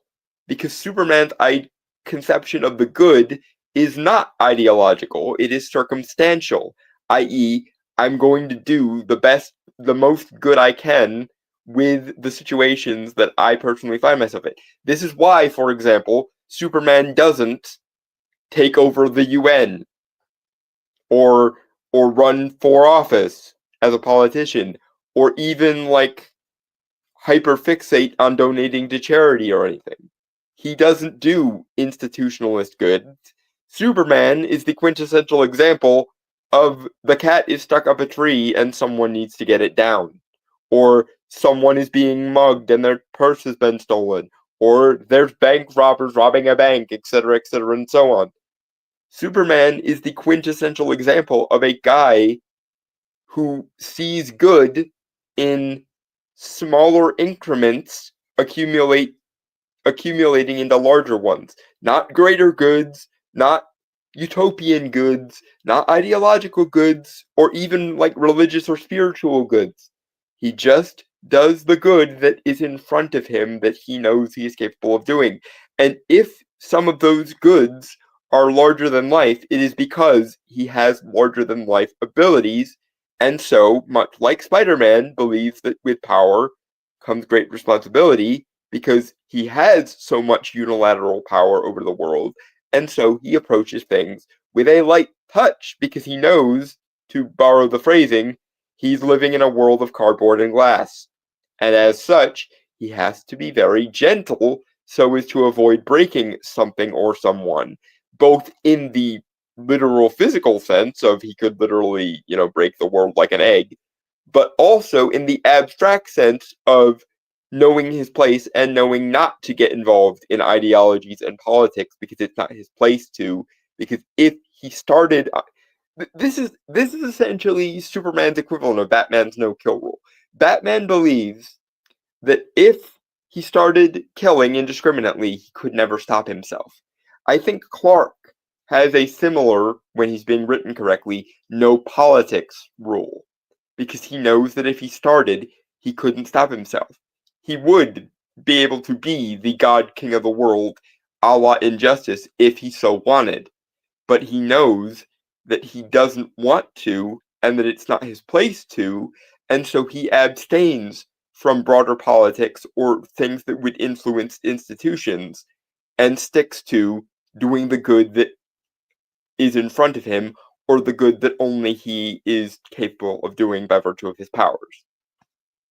In fact, frankly, if I had any advice to give to DC about how to write Superman, institute a no politics rule for Superman. Like, Batman has his no cool rule, Clark should have his no politics rule. Because he knows that if he started down the ideological or political path, he would never be able to stop himself. Well, to be fair, he probably handles that stuff as a reporter, so. Right, but even then, he doesn't reveal that Clark Kent is Superman. If he wanted to, even just as a journalist, he could very easily reveal himself as Superman, and then his political perspectives would carry a lot more weight by virtue of people's idealization of Superman. But even then, he tries to restrict himself from that venue by keeping the public face of Clark Kent and the public face of Superman as distinct from each other as possible, so that he doesn't have a disproportional impact on the world in the broader political stage or the greater good TM. He just wants to do the individual good and hope that if he does enough little individual good things, that those good things will accumulate and make a better world. Moving on.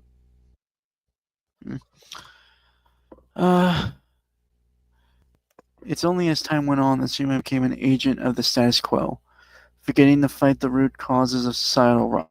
Superheroes can be more than just fascist wish fulfillment, but the creators have to do the work. Oh my god. Okay. He doesn't do broader things in society at all, because I will say this, and it will kind of sound bad, but I don't mean it in the bad way. Clark Kent, the real one, not the public face that he puts on to distinguish himself from Superman, is just a dude. He's a very good dude. He's a very, moral person and a very good person. But he, much to his credit, is humble enough to acknowledge that he's just a dude. He knows he's not as smart as Batman, The Question, or there are so many people around Clark Kent that are super geniuses, but he is not one. He knows that he's not as spiritually or metaphysically as well versed as Dr. Fate, Constantine, or even Wonder Woman. He, to his credit, and this is one of the things that makes him capable of being such a good person, his first instinct is to be humble, is to acknowledge his limitations. And one of the ways in which he does that is by not taking broader political or societal positions very often at all. Again, his definition of how to make the world a better place is very much individualistic and incremental and circumstantial. He will do the good that's in front of him, but he's humble enough to understand that it's not his place, and and again, I'm going to say this and it's going to sound bad, but I mean it as a compliment. He's smart enough to know that there are people around him much smarter than he is, and that if there was a political way to do better in the world, one of his friends who are super geniuses of various different descriptions probably would have found it by now. And if someone like Batman isn't smart enough to make the world a better place politically, and somebody like Lex Luthor isn't smart enough to make the world a better place through politics, Clark probably assumes that a farm boy from Kansas isn't smart enough to figure it out. Just because he has the power to doesn't mean he has the inclination or the erudition to. And he's smart enough to know when he's not smart enough to have a position. So he doesn't take a position. He does the good that's in front of him and hopes that those good that he does circumstantially or individually will make the world a better place slowly and surely by snowballing. He doesn't need a broader societal position or a broader political position. He's just a guy who knows well enough to know he should limit himself to the individual good he can do in front of him.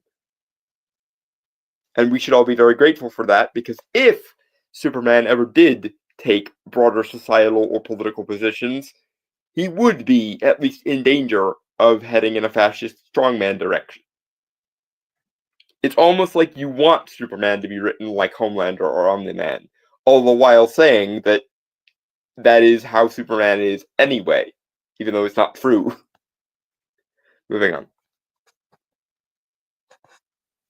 All right, next article then. Yep.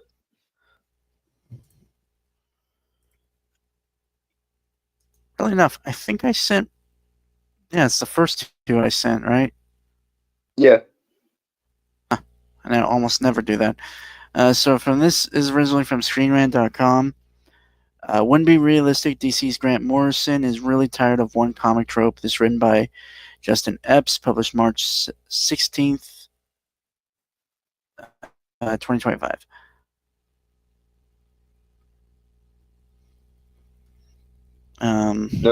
No comment. This is one of those articles where I'm gonna wait and see what the article's actually saying before I comment on it.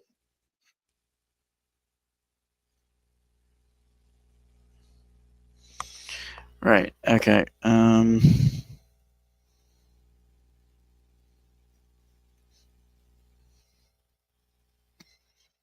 Okay.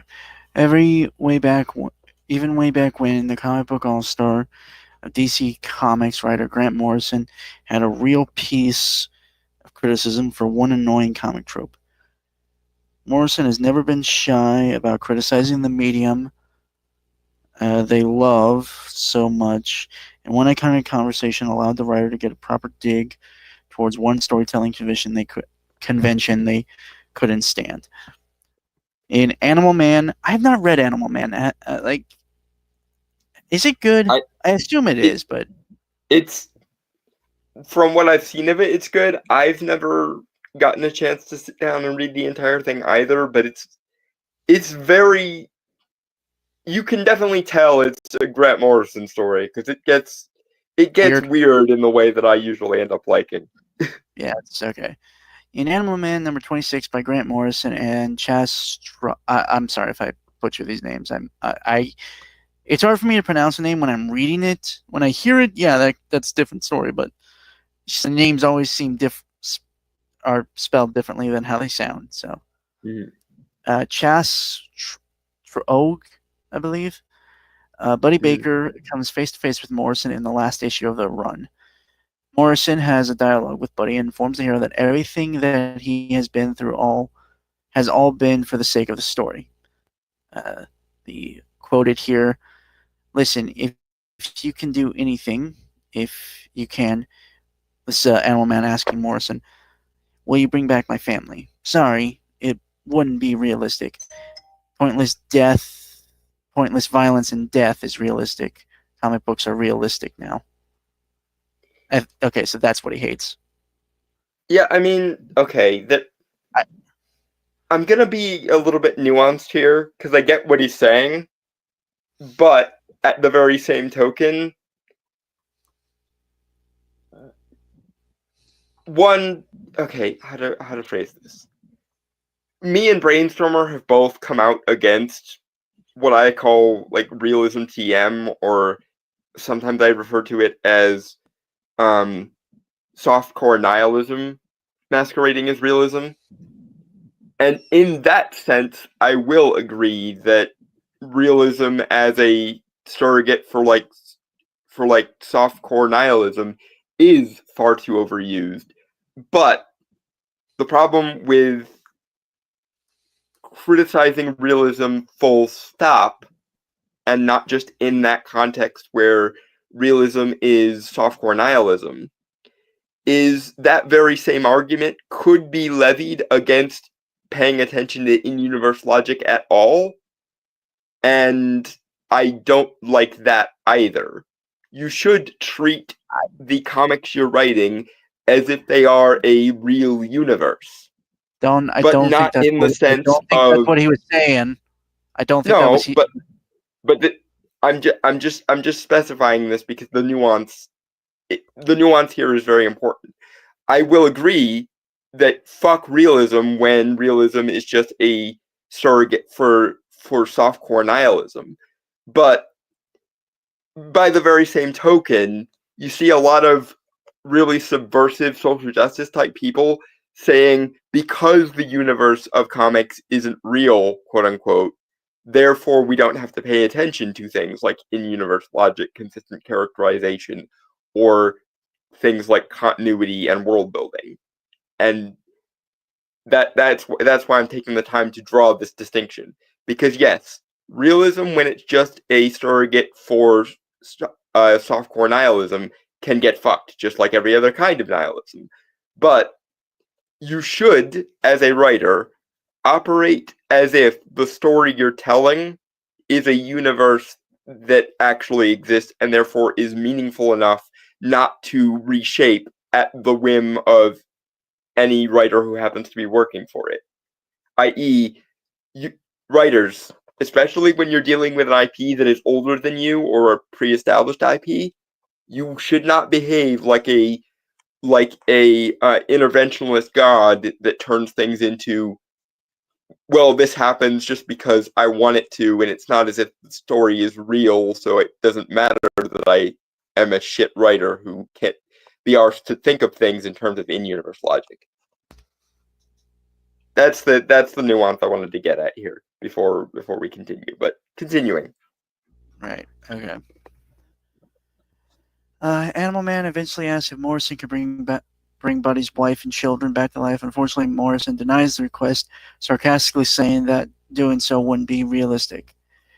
Morrison really leans into that criticism and says that because comics are realistic now, using air quotes obviously, pointless death and violence are what matters, which I won't disagree on the fact that a lot of, I would say, very young comic book creators, especially at the time after like the British invasion, right? Yeah.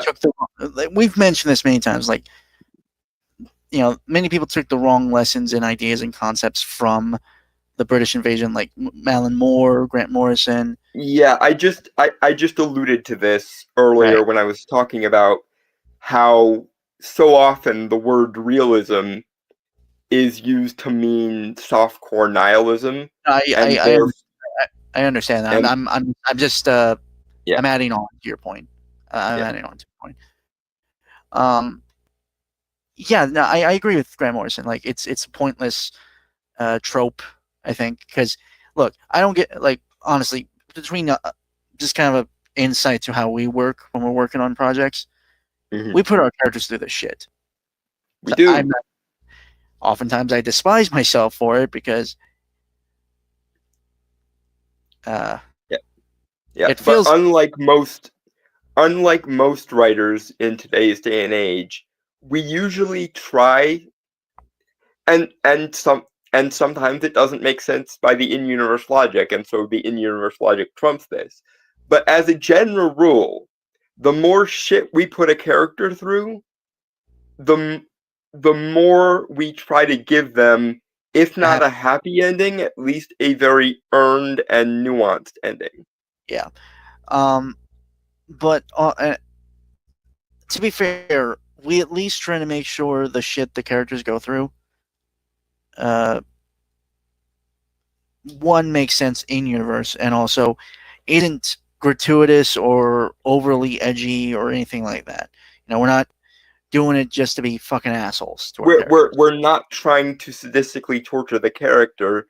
We're not doing a shock value. Is that the term? We're just playing the cards as they're dealt. And yes, there might be a little bit of bias in favor of somewhat happy endings for us, because I, for one, am so sick of the everyone dies and everything is miserable ending. Oh my It god, is it is so shit. It And really. and so yes, we might have a bias in favor of happy endings, but Don't get me wrong. most of that bias in favor of happy endings is because we actually love and care about our characters. And that's one of the things that I think is most missing from modern day comics or modern day stories in general. A lot of the writers who write for modern day storytelling are not fans of their own work. They almost see having to actually make stories as a necessary evil they wish they could avoid, rather than something that they let themselves indulge in like the fans do.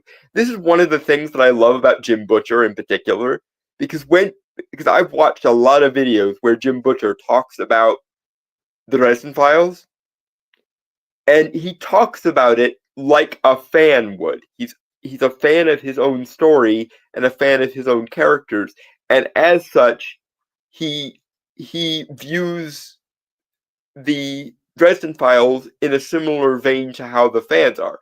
Now, granted,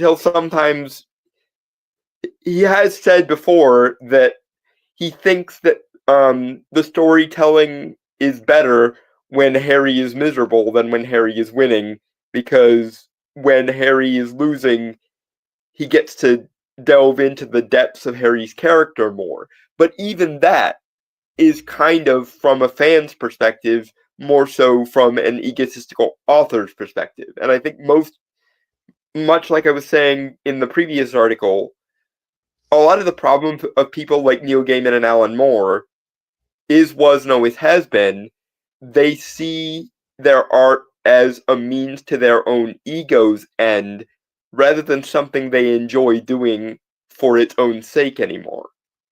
That's one of the reasons Jim Butcher is such a better writer, in my opinion at least, than somebody like a modern day Neil Gaiman. Because Neil Gaiman used to be a better writer, but the more I learn about Neil Gaiman's writing process, the more I think his success has been in spite of rather than because of himself. Compare that to Jim Butcher, who seems to know exactly what the fans want because he is himself a fan of the story he is telling, and approaches the story from that perspective rather than from the God's eye perspective of I am in control here, so whatever happens, I can do what I want. Huh? Moving on. Yep. All right. Okay. Grant Morrison just couldn't stand realism in comic books. Their dialogue with the Justice Leaguers showed their distaste for the annoying trend. Now, here, I think the writer of the article might be strawmanning him a little bit, because it seems like Grant might be on our kind of wavelength with this. The problem with realism isn't realism. The problem is what a lot of people will erroneously call realism is just softcore nihilism, as though reality contains no good or worthwhile things, nothing that is inspirational, aspirational, or awe-inspiring, which is just false. If you think reality contains no wondrous shit, you haven't looked at enough of reality, frankly. Again, that was just the title and subheader of that part here. Yep. I believe the character he created, which obviously is supposed to be based off Grant Morrison, I believe is a character, like he was in the Suicide Squad at one point, called the Writer or something. Like he has the ability to manipulate reality with like a typewriter or something. I think so, yeah. It's kind of like what Marvel did with the One Above All looking a lot like Jack Kirby. That was one version of the One Above All. Yeah, but yeah. When the One Above All was first introduced, he was introduced looking like Jack Kirby because it's supposed to be, the One Above All is supposed to be a reference to the Abrahamic God, but also a reference to the writers, kind of. Yeah. Okay. page here is me. I'm the evil mastermind behind the scenes. I am the wicked puppeteer who pulls the strings and makes you dance. I'm your writer. Grant Morrison wrote for Animal Man from 1988 to 1990. That's 3 years, right? No, Yeah. that's 2 years. Sorry. Yeah. Or no. I didn't realize Animal Man was that short. Well, if it was a monthly series, 12 months, 12 issues a year, 12 times 2, or 24. No. Was it? Again, I'm still trying to figure out. Would it be 3 years then? Like 80? Like if it started in January '88 and then ended December 1999. Oh yeah, then it would be pretty much 3 years. So 36 issues. Depending. And the run on the character is considered one of the best reinventions of a previously obscure hero. It is. That's why it's on my Amazon saved for later cart, because I plan on getting both omnibuses for it. I actually found Alan Moore's Supreme on Amazon. I have been considering buying it myself, but I'm uncertain. It's also on my list along with Tom Strong because you recommended it, and I still Planetary because LK recommended it. I gotta look into that actually, like finding that one. I can send it to you after the show here. I just have to scroll through my Amazon saved for later cart. I don't know if there's, because last time I looked at the Supreme comics, they only had like one in stock, and that was like a few weeks back, so they might have already got. So I'd have to. Yeah, I'm excited because the J.M. DeMantis run of Dr. Fate is getting an omnibus, and it's the second Dr. Fate omnibus I've ever even seen. That character does not get enough love, goddammit. But I'm excited because in a month or so, it's going to be the new omnibus for Dr. Fate is coming out. All right. Anyway, moving back to this. Yep.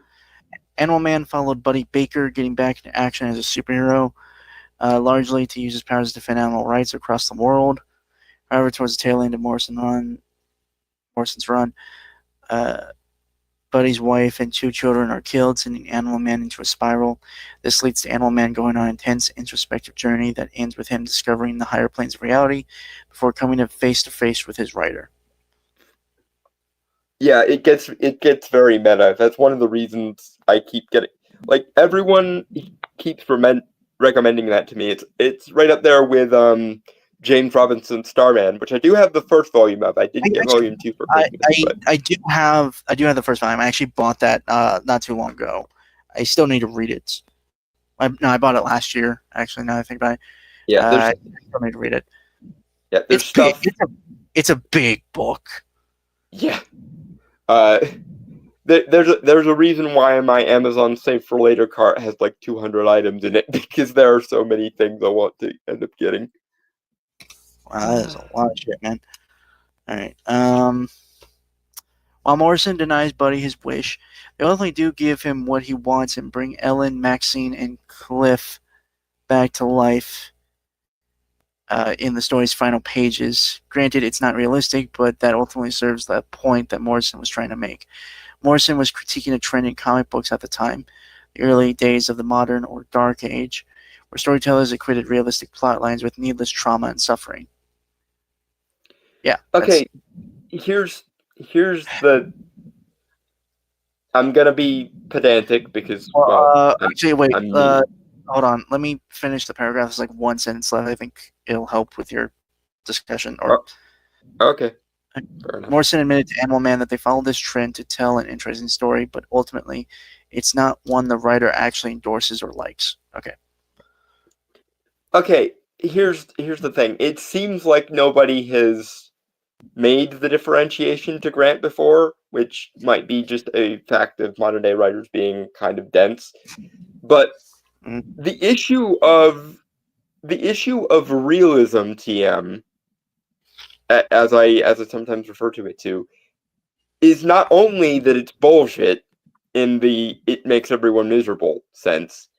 It's also bullshit in that it's a straw man of reality. The premise of what most people refer to when they refer to realism, the softcore nihilism, as I put it, is that reality contains nothing remarkable, interesting, awe-inspiring, engaging, aspirational, inspirational, etc. The premise of most people's definition of realism is that nihilism is more accurate to reality than anything positive is, and that there's nothing in reality to be positive about. This premise is false.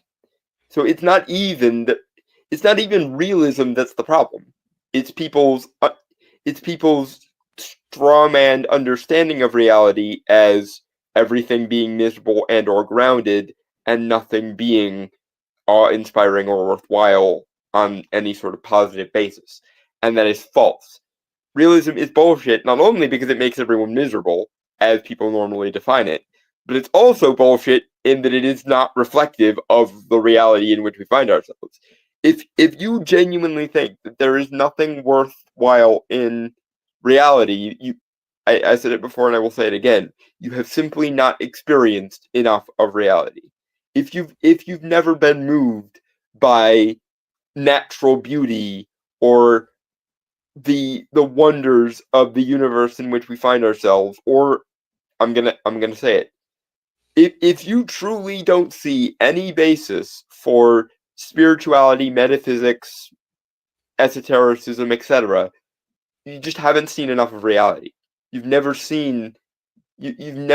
been moved by a part of reality, and I feel very bad for you, but you need to stop strawmanning the shit out of reality, because no matter how ubiquitous the lifestyle of corporate cubicle hell might be, it's not because that's more reflective of reality. It's because there are certain people who get demoralized in their lives and they sell out. But I'm going to be mean here to the people who do sell out in that way. If you define reality as being nihilistic and miserable because you hate your personal life, that is because of a choice or a lack of fortitude that is your fault. If you succumb to the machinations of corporate cubicle hell or retail or any of the other miserable jobs that people do day to day get stuck with, that's because you didn't plant your feet in the earth and say, no, fuck you, I'm not compromising on this. But you should not blame reality because your personal life sucks. At some level, you could have chosen differently. It may have been difficult, it may have been the hard road, but don't blame reality or claim that reality is nihilistic because your personal life is miserable. It is childish and petulant and silly. Every bit as childish and petulant and silly as the flower power optimist who doesn't see any negatives in reality. Both of these perspectives come from a very childish, very narcissistic, very egotistical place.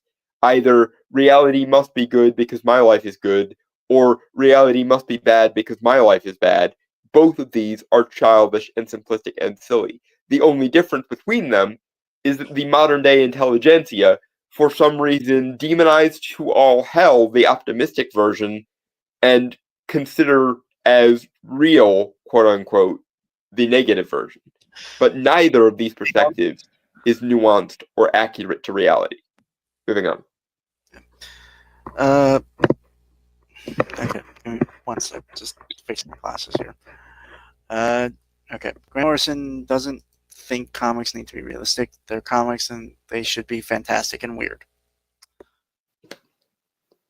Again, this is probably just due to the fact that no one ever had an honest conversation with Grant about this, or at least no one with a functioning brain. But let me do the thing. Reality itself is very often fantastical and weird. There's nothing nihilistic and grounded inherently about reality. And if you think that, it's because you sold out, and it's because you haven't experienced enough of reality. And I feel bad for you, but we need to stop conflating nihilism and realism because they are not the same thing and never have been. Moving on.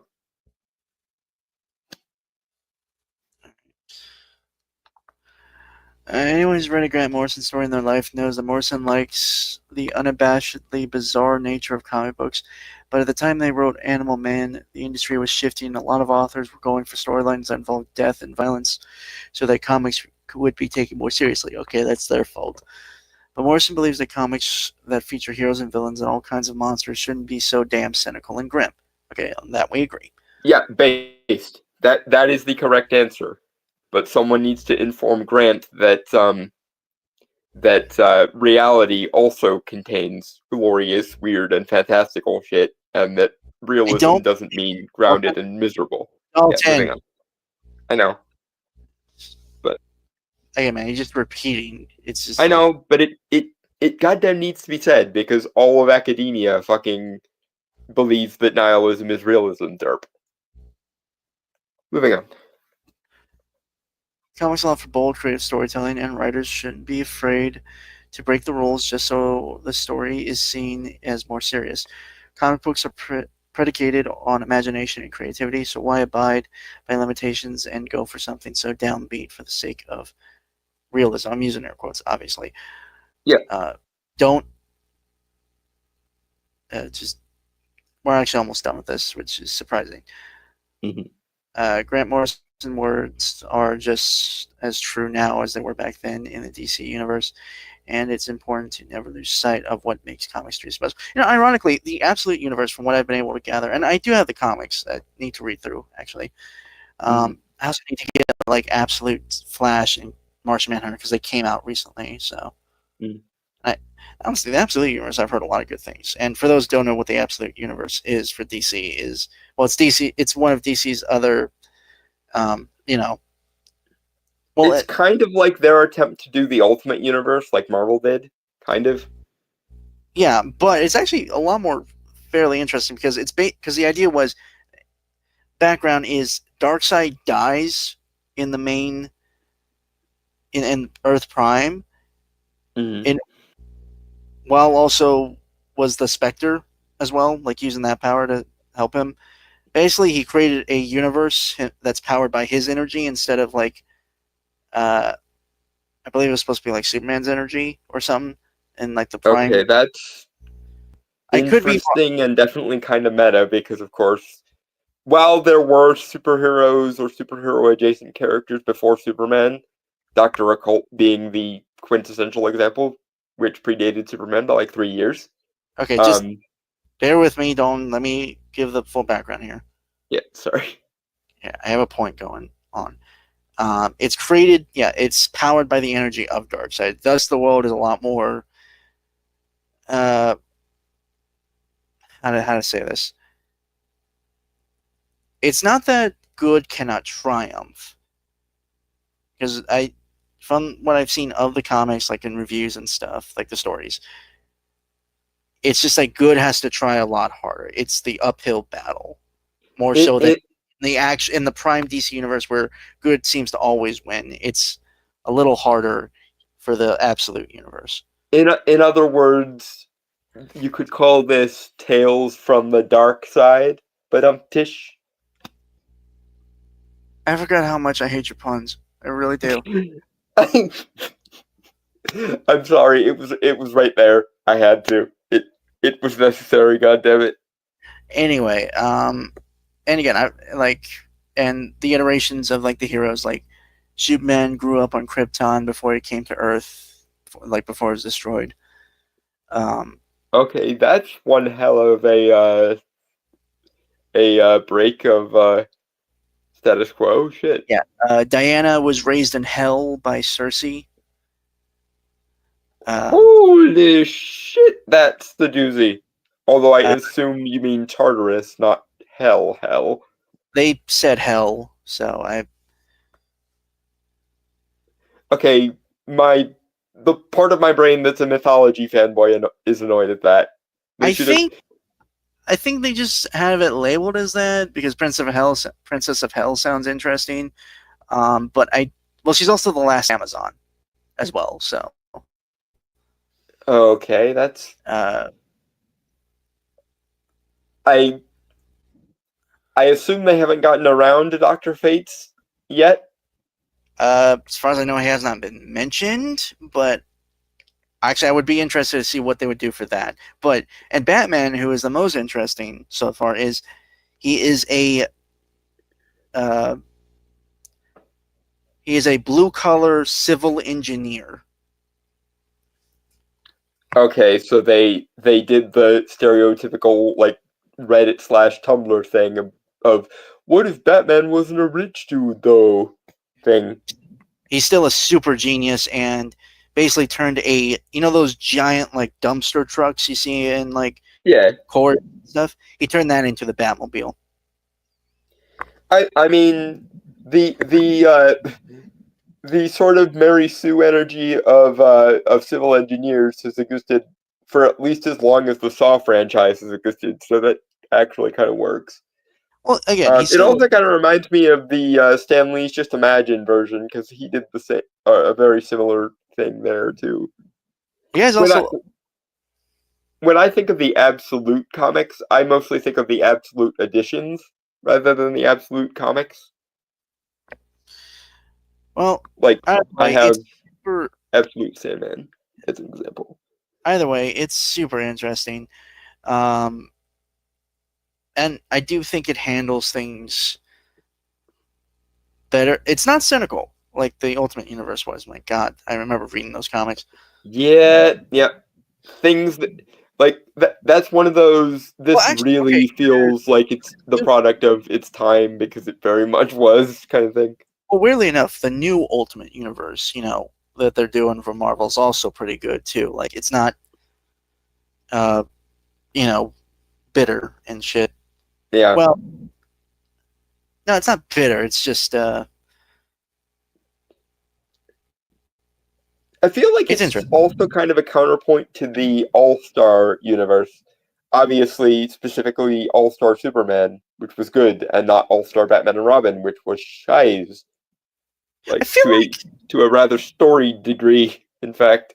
wasn't it supposed to be like a prequel to The Dark Knight Returns? Yeah, that's what Frank Miller tried to do, but here's the thing. Frank Miller lived in New York when 9/11 happened, and for lack of a better metaphor, it kind of happened to his brain.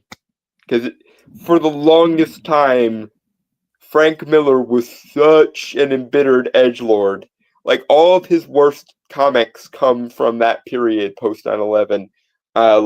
Like Asbar, like Holy Terror, like I think Batman Jazz was also his. Like a lot of the worst like excesses of Frank Miller Batman happened because Frank Miller had a bone to pick with basically the whole world post 9/11, and Batman was the character who wound up getting the worst of it. In fact, Batman or Holy Terror was originally going to be called Batman Holy Terror until DC saw it and went, absolutely not, you are not doing this to Batman. Which kind of it worries me slightly that they let him get away with Asbar, and only after Holy Terror were they finally willing to put their foot down. But much in the same way as DC insisted that uh, Alan Moore was not going to be able to fuck over the Charlton characters that they had just got, and insisted that he make his own continuity. The same thing happened with Holy Terror, thank God. I don't know Also, if Batman could. I don't know if Batman could recover from the Holy Terror if it were in continuity. I also, I just want to point this out because some people had mentioned this when we like the first images and stuff, of Batman, like Absolute Batman. They thought he was going to be like a Punisher kind of deal. Mm-hmm. He isn't. I mean, he'll brutalize you probably a little more so than the actual than the original Batman would. Mhm. Like in the most recent one, because his helmet has ears that also are knives that he can pull out. Okay, Uh, that's neat. yeah, his enemy was Black Mask, and he stabbed that dude in the eye. During eyes, actually, during a fight. I mean, the edgy boy flavor is justified because of what you said with the dark side energy origin stuff, but still, there's a part of me that is like, ooh la la, To look be who's fair, being such an edgy to be boy. fair, to be fair, that was because Black Mask was running a group called the Party Animals that were basically like domestic terrorists, anarchists, like trying to create a purge in the city of Gotham by paying people like bounties and stuff on other people's. Uh, Yeah, I'm not opposed to edgy boy storytelling. Like, for example, Spawn versus the Ice Cream Man. There is edgy boy Billy storytelling, but definitely justified. Billy But it Kincaid. is also worth noting that the edge is sharp with this one, I suppose. Best way of I do putting it. agree. In the comics, it was edgy. In the TV show, Spawn the animated series, which is good by the way, and I recommend that Yeah, wholeheartedly. I got the DVD of it for Christmas actually. Oh, hey, good. Hey, good, good. I think they had the first episode on the original movie because I remember watching that as a kid. Hmm. That certainly explains a lot of things about me. The movie the live action movie wasn't actually badly written. It's just it didn't have the budget or technology to realize much of what Spawn kind of needs to be. right, but in the animated series, they did change it up a bit. Like, he didn't uh, because with the adaptation of the Spawn animated series, it was talking about like how Spawn is like keeping trying the struggle to keep his humanity, which I don't know was really kept from. I think it was added in from into the show. That whole debate, because he's a Mm. man who was damned to hell and is trying to fight his way back to, and like the end of the series that left on a cliffhanger because they canceled it, I believe, after it. Right after season one. I think there were 2 seasons. There may have been. Um, God damn it, the old days were. We grew up in such a golden age of action cartoons, and I um, regret that they no longer that we can no longer do those anymore. Spawn's like it was the final scene of the series where he's speaking to like the medieval Spawn that has been around for a while, like immortal and stuff. Yeah, He talks to him and says, like ripping off his mask to show his burned face, "I want my humanity back." And I think this was after like a potential love interest who was like an heaven assassin that was sent to kill him, but they ended up like respecting each other and also kind of falling in love. Uh, also, we're not the first people to mention this, but Keith David as Spawn is fucking gold dude, I tier was casting. so when I watched like the trailer for like Mortal Kombat 11 and they brought back Spawn, like, Yeah, no, it was nice to see him again, which shows I think how much he enjoys playing the character too, which is nice. well, yeah, you could definitely tell with like how much effort he was putting in and how natural it seemed for him to play the character. I'm curious what his thoughts on Husker is, obviously because Well, he's playing he loves Husker that. now. He loves that, actually, because he's actually done a lot of like promotion for that series as well. And I along with everybody else, I I also kind of like the fan theory, even if it doesn't make much sense that Husk is Facilier.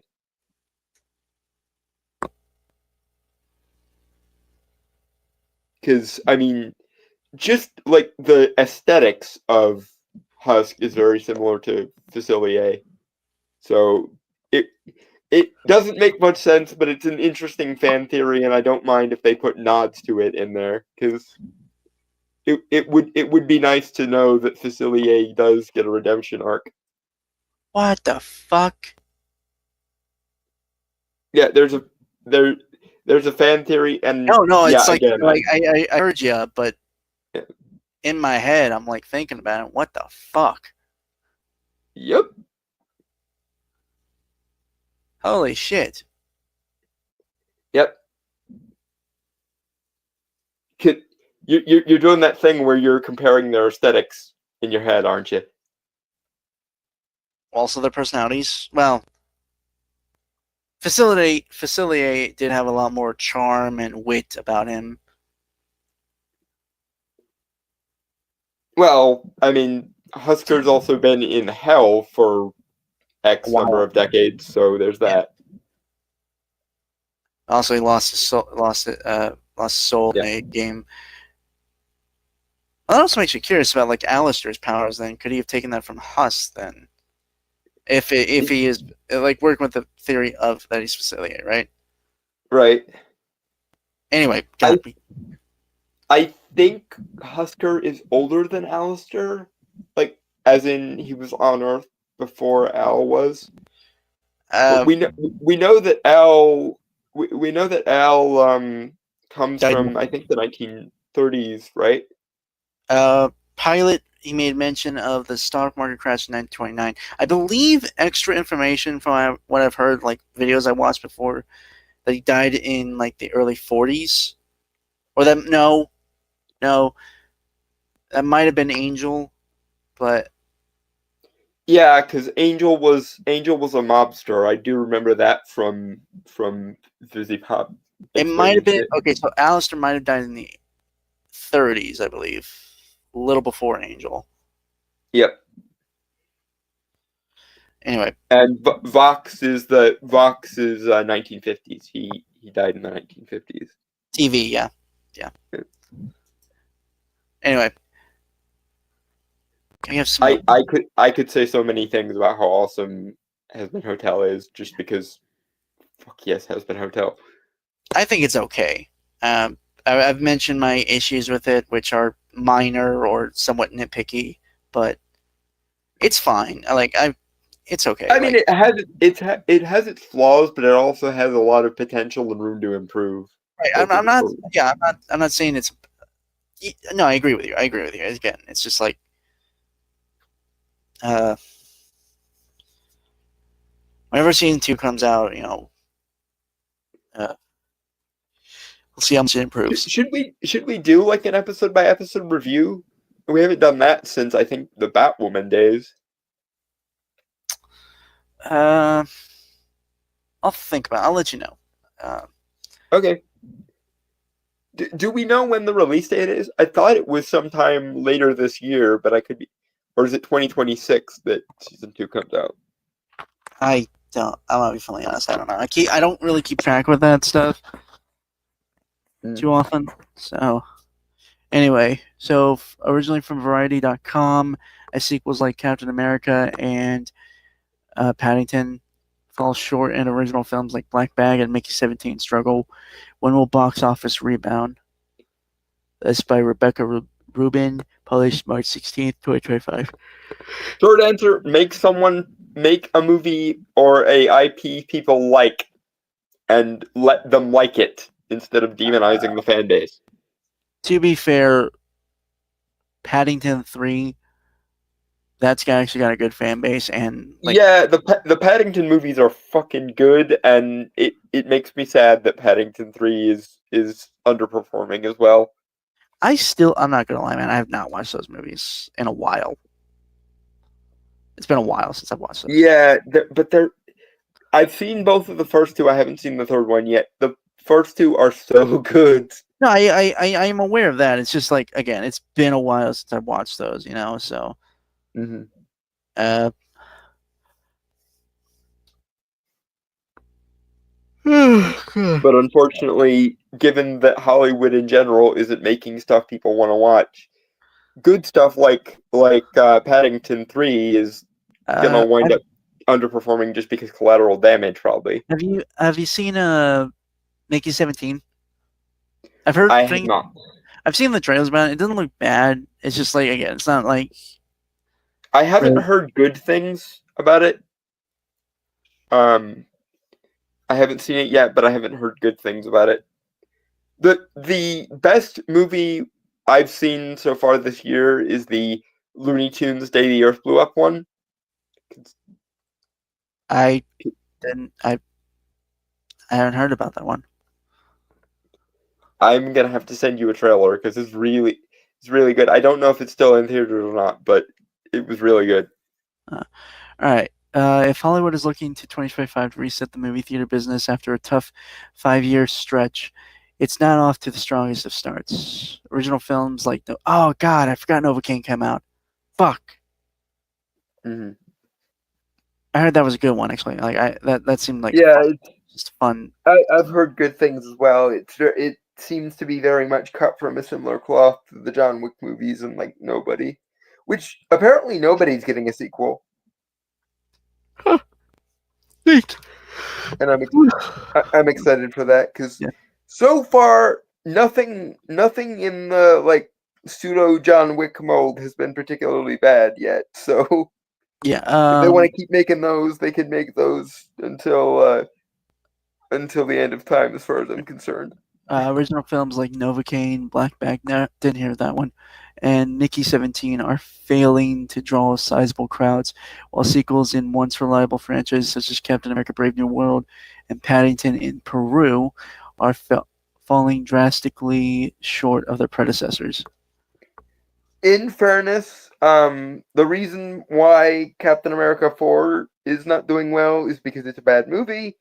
And the reason why Paddington is probably underperforming is because, much to my chagrin, Paddington has never been super popular over here in the States. It's mostly gotten most of its box office from the British Isles. So that's probably why, even though I think people are crazy for sleeping on Paddington, because Paddington movies have been so ridiculously good. All right. Moving on? Yep, moving on. All right. Attendance is expected to pick up in spring and into the summer as a Minecraft movie, Mission Impossible: The Final Reckoning, Jurassic World Rebirth, Lilo and Stitch, and other blockbuster hopefuls land in theaters. Okay, Minecraft movie. Fuck no, no one wants to see that movie. Yeah, no one is. Even if anyone wanted to see that, you would have had to have made something on par with like the Lego movie for that to be sold to most Actually, people. okay. So funny enough, I'd actually part of the subreddit that I'm on, fixing movies. Someone actually posted that, and I did actually reference the Lego movie as taking inspiration from, like in terms of like structure, story style, and all that shit. Yeah, because that had no justification to be as good as it was, but it was. Yeah. Like everyone and their dog thought it was going to be a soulless cash grab, and it ended up being one of the most soulful movies released that year. And there were a lot of good movies released the same year as the Lego movie as well. Like Mr. Peabody and Sherman was the same year as the Lego movie. What was that? Also, they stopped doing that weird realism shit with the Minecraft style, which is super weird and uncanny. And basically have all the actors on, what was it, like green screen sets? Yeah, soundstage probably. Yeah.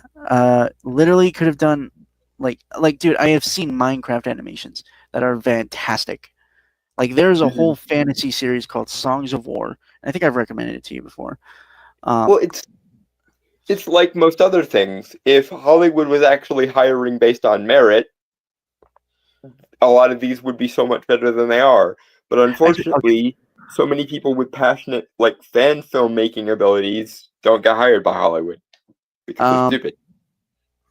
I think at one point I did want to cover the Minecraft trailer, but I didn't bring it up just because I don't think either of us play Minecraft. To be fair. Yeah, everything I've seen of that movie makes me feel like that movie is going to be dead on arrival. Just honestly, there's like a fan trailer that's made Minecraft movie like an epic fantasy story, like dark fantasy story. That could have worked so well. Why the fuck I didn't literally, they? honestly, I can pull it up and we can quickly watch it just to hype you up. Like towards Oh the end god of damn the it! Why? Why does Hollywood not only ignore these sensible options, but like straight up um invert the sensible options most of the time now? Yeah. There's also like someone who's doing like a remake of the Minecraft story mode as like their own like kind of, I think it's either like a web series or maybe in like a movie on YouTube. And the teaser for it actually got me pretty hype. These ideas have so much potential. Why don't they fucking use them? Because fans are stupid, apparently. And we have to spite the fan base as much as humanly possible, I suppose. Right. Okay. However, oh no. Until then, however, box office revenues are looking dire. Yeah, To be fair, because for the most part, you haven't made anything to get people in the theater. yeah, there's Or what you have made, you haven't advertised well enough. yeah, it's like advertising's like really, really bad lately. And Because to be fair, that's the two part way you get these successful. One, you make a movie people want to watch, and then two, you actually advertise the fucker. Because yeah, that's Paddington's problem. It didn't have enough of a PR budget to advertise it well enough. which is weird because I think a lot of the budget usually goes to the advertising, right? Yeah. Usually usually the way it works is take whatever they say the production budget is and double it and add another half. That's usually the advertising budget. That's why so many movies cost like 2 or 3 times what they say they cost according to the studio. Because they basically double or even triple the production money to advertise things. But of course, in order for that to work, you actually have to hire someone who knows what the fuck they're doing with advertising and won't immediately turn off the audience. Cough, cough, Rachel Zegler, cough. Moving on. Yep, moving on. Over the weekend, Paramount's Novocaine. Oh, it already came out. Damn. Yep. Yep. I think the week before last weekend. An action comedy starring Jack Quaid as an unlikely hero who can't feel pain crumbled in its international box office debut with 1.8 million from 19 markets, though that represents just 25% of its overseas footprint. Again, I only remember like a couple of trailers and like ad spots. So Step one: make a movie that's actually worth a damn. Step two: let people know that movie that's actually worth a damn exists.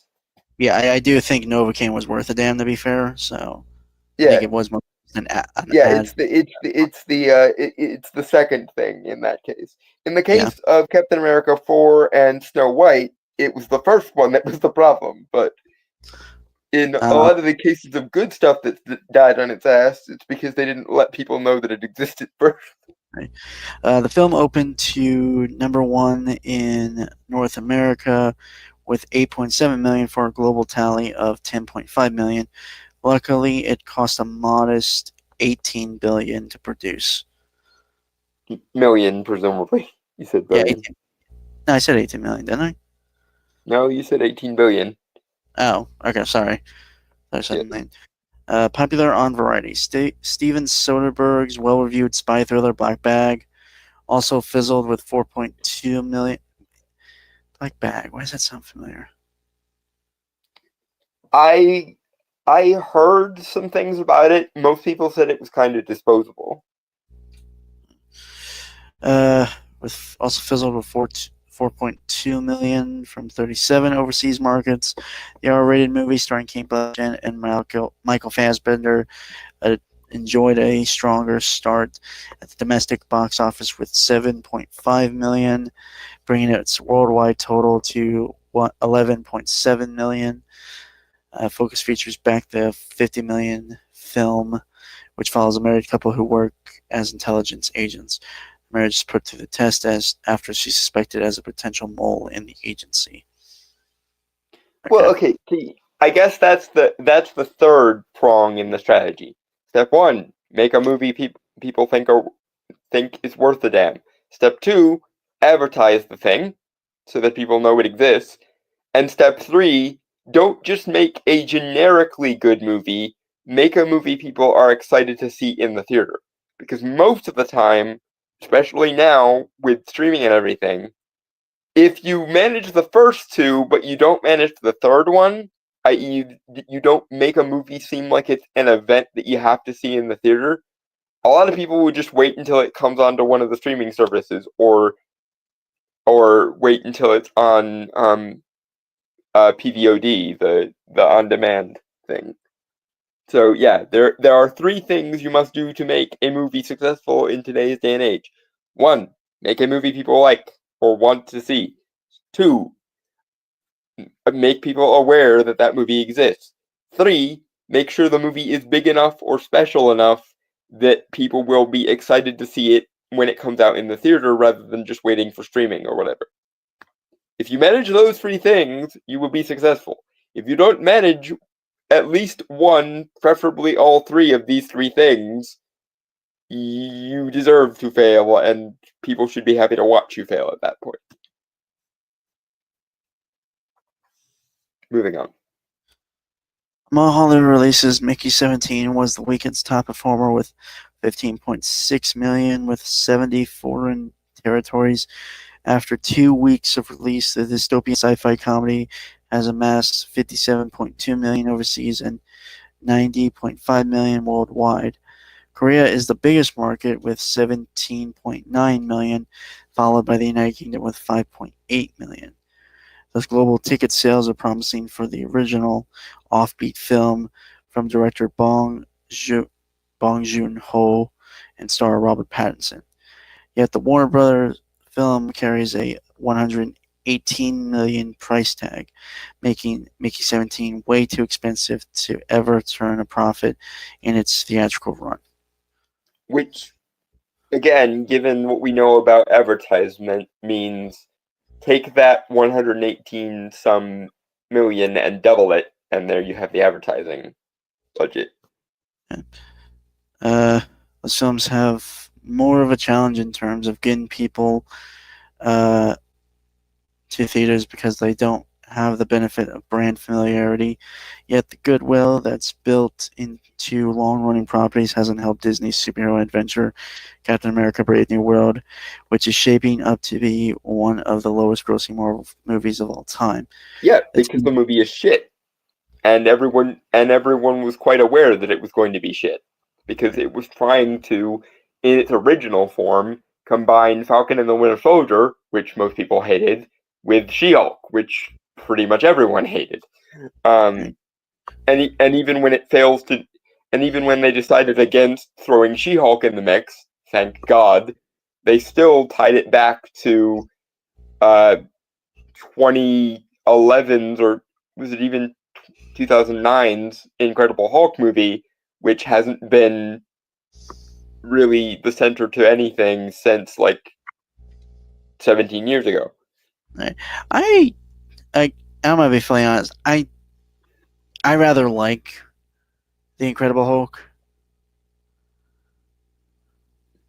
I don't have anything particularly against it. It Well, just I is think one of those that I barely even remember at all. Well, I think the thing is, like, compared to what we've gotten with the Hulk lately, it actually was a fairly, like, even with 2003's Hulk, it actually understood the Hulk pretty well, I think, Yeah, I think as a a lot of character. people are in the same place as I am with regards to the Incredible Hulk versus the Eric Bana Hulk. I know a lot of people, and I kind of fall into this category to some extent, who basically think that The Incredible Hulk is supposed to be a sequel to the 2003 one, which, if it were the case, that wouldn't be a bad idea, because the one thing it gets right, the 2003 one, is the sheer just dump trucks worth of trauma that is Bruce Banner's childhood, and therefore why his id basically manifests itself as a giant green rage monster. Well, I think also, okay, looking at it from that lens, then. Sorry, we're going on a tangent, folks. Excuse us. Yeah. Uh, We have done this before, because when we first saw She-Hulk's first episode, and she went, I control my anger infinitely more than you, we all went, but Bruce's abusive childhood, question mark? right. If was it Universal or Paramount that owns the rights to Universal. okay, if they weren't being such dicks, then we could have probably explored that more. But Yep. anyway, back to what I was saying. If we're looking at it from the perspective of that The Incredible Hulk of 2009 is a sequel to 2003's Hulk from Ang Lee. I think it also shows a real interesting evolution of Hulk, like specifically Hulk as a character. Mm-hmm. Because, for one thing, that actually showed a lot of more characteristics and personality of the Hulk as a independent entity. Yes, thank you. Yeah. I was going to say a person, but I wasn't sure if that was like the correct term. Like the first time we see him kind of in action, right? The first thing he says before he attacks, granted, he doesn't attack first. He's always the one who reacts to an attack to himself, right? Mm-hmm. Defending himself. And he says to the military guys that are sent by Thunderbolt, Ross, leave me alone. It's low and it's gravelly, but it's clearly the Hulk saying it, which is his ultimate like desire. Yeah, he just wants to be left alone. That's why it makes sense for him to steal the Quinjet in Age of Ultron and bugger off to parts unknown until we find out that he's in Sakaar. And one of the reasons he likes it on Sakaar is because most of the people there are durable enough that he can't break them, which he likes. Also, no one treats him like a monster. He's actually celebrated. So yeah, because of the aforementioned, people on Sakaar are a lot more durable than people on Earth, so they don't instantaneously fear him like we do here. I also, God, that pisses me off. The whole that we don't get a proper Planet Hulk storyline because, again, granted, I never read the comic. I saw the animated feature, which did an amazing adaptation, right? Mm-hmm. But fuck's sake, we couldn't get that. That is some great work, like character-wise, for the goddamn Hulk. Blame Universal. Blame Universal for being a bag of dicks. Honestly, I do blame them, but I also blame like everyone else who doesn't get fucking Hulk. Yeah, the perennial problem of writers today don't know the characters they're supposed to be writing for. Rouge's ugly hit again. Like, full honesty, like, nothing against Joss Whedon. He did the Avengers pretty good. Yeah. But even the one thing that makes sense there is the I'm always angry part. That's why that's the one quote about Hulk everyone remembers, because it's so... Because really? in one line, it understands more about the Hulk than people have since the Ang Lee version. Wait. Really? Because the line I remember most is the one where Bruce says, I put a gun in my mouth and the other guy spat it out.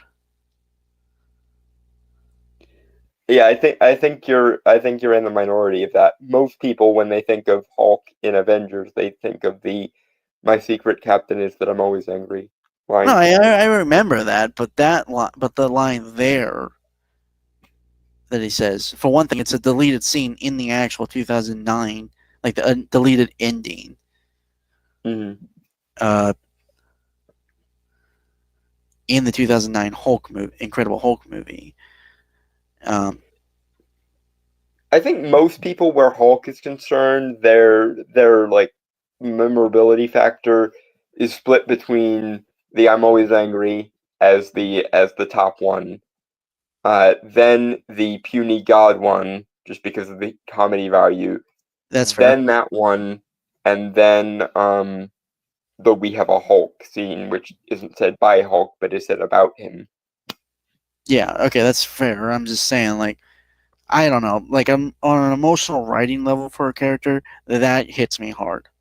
Yeah, and if I think if they had let themselves, I think if they had let it linger a little more and made that while Avengers is one of the best movies in the entire, the first Avengers movie is one of the best of the entire franchise.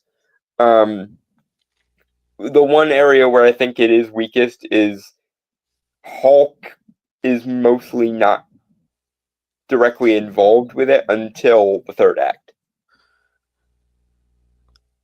I think if they had devoted a little bit more time to Hulk as a character instead of waiting for the third act essentially to start, Right. we And could have I gotten want, more depth there. right, and I think we also should make mention of this. Well, uh, obviously we're talking about like Hulk and not Bruce. Bruce actually got some pretty good development. Not gonna deny that. Right, which is But fine, but yeah, but Hulk, full honesty, they did Hulk. I know this is stupid to compare it, just because they're their own two separate properties. But mm, Avengers: Earth's Mightiest Heroes, yep. they did Hulk pretty fantastic. One, because they had Hulk and Bruce reach a consensus that Hulk would even let Banner out on like for a day, just so he can experience life and stuff. And Hulk is just has a natural inclination to be heroic, to help people, even if he is running and stuff. I mean EMH was amazing on a lot of levels, and we should all be you know getting our pitchforks and torches that they had to cancel EMH because Disney wanted to try and reboot the Avengers so that it'd be closer to the movies, which just fuck that entire concept entirely. Yeah. Because Okay. EMH is awesome. Anyway, moving on. By the way, I do think the last article we'll just have to wait for next week too. Yep. Again. Yeah. Those films have more of a challenge in terms of getting people in theaters because they don't have the benefit of brand familiarity. Yet the goodwill that's built into long-running properties hasn't helped Disney. I already read that, didn't I? Yeah, you did. Shit. The tentpole starring Anthony Mackie as the eponymous Avenger added 6 million from 52 overseas markets over the weekend, boosting grosses to 203 million intentionally and 388.6 million worldwide. Here's the problem with that. One, Falcon and the Winter Soldier was a shit show, and that being the basis for this is already shit enough. But let's be real here. Sam Wilson is not Captain America. They didn't make it work in the comics either. When people say Captain America, they mean Steve. And therein lies a large part of the problem. Although the biggest problem, because you could in theory have salvaged that if you had made a really, really good movie where the mantle is passed. It'd still be a hard sell, but it could have been done. Problem is the movie was shit. Not quite as shit as the show that it's based on and that it ties into, but it was shit. And thus, you wind up in a situation where you're having to sell people the idea that Sam is now Cap, which didn't even work in the comics, and you're having to do so by tying into a show that almost no one liked, and doing so using a movie that people didn't like on its own merits either. So yeah, you're kind of fucked here. You're trying to sell people something that they were already not sold on, and you're doing so with a shit show and a slightly less shit movie. Moving on.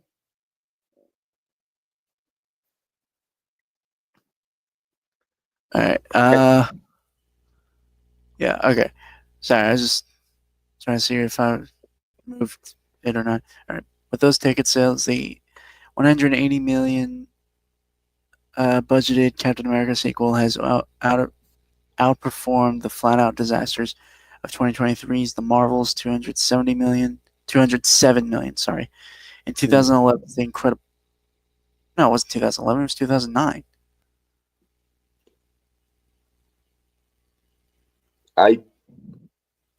Either they're wrong or we were mistaken.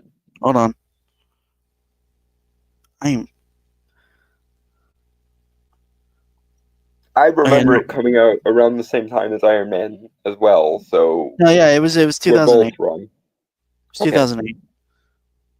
Yeah, because 2011 was Cap 1 and Thor 1, if I'm remembering correctly. Yeah.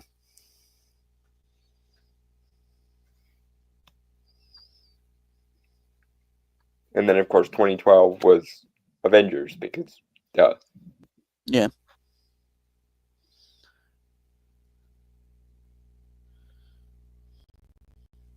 Okay. Say 264 million, but will conclude its theatrical run in the realm of disappointments like 2021's Eternals, 402 million, and 2023's Ant-Man and the Wasp: Quantumania, 476 million. The fact that it most likely will not reach to Shang-Chi levels, which Shang-Chi was released during like the tail end of COVID, should be a wake-up call for Marvel. They probably won't. It probably won't actually be heeded as the wake-up call it should be. But yeah, so far, several of the movies that came out during the pandemic are performed better than the fourth Captain America movie because, and I've mentioned this already, but because one, selling people Sam as Cap is not an easy sell to begin with, and two, a lot of people hated Falcon and the Winter Soldier, and they didn't like the movie on its own merits much either. So there. Moving along.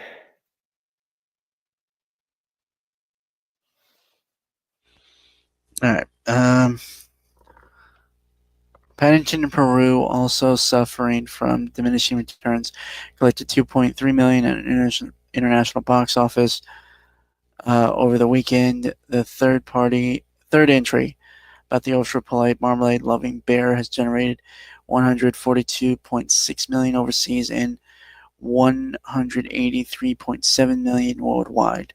Paddington 3, which was financed by Studio Canal for 90 million, isn't close to reaching the box office heights of the first two films in the series. 2014's Paddington, 326 million globally, and 2017's Paddington 2, 290 million globally.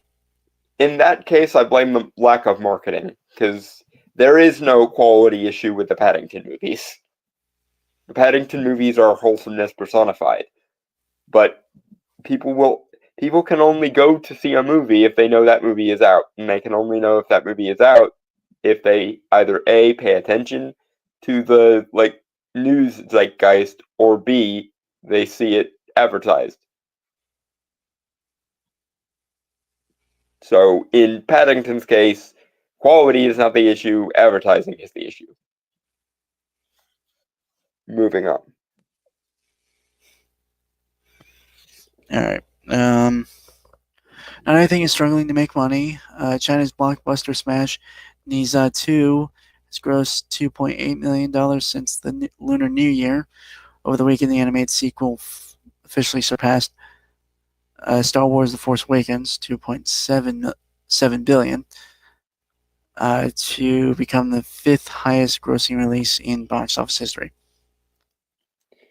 Which is impressive when you consider that it's a Chinese movie that was pretty much only released in China.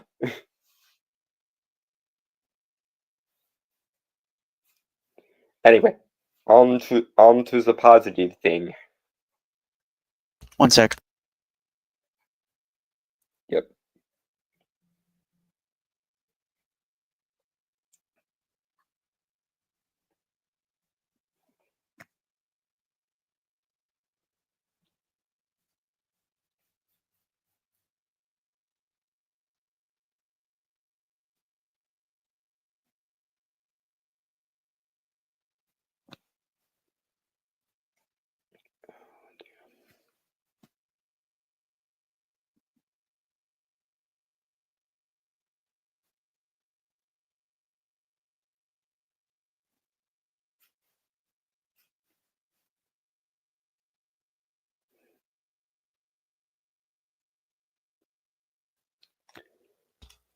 Okay.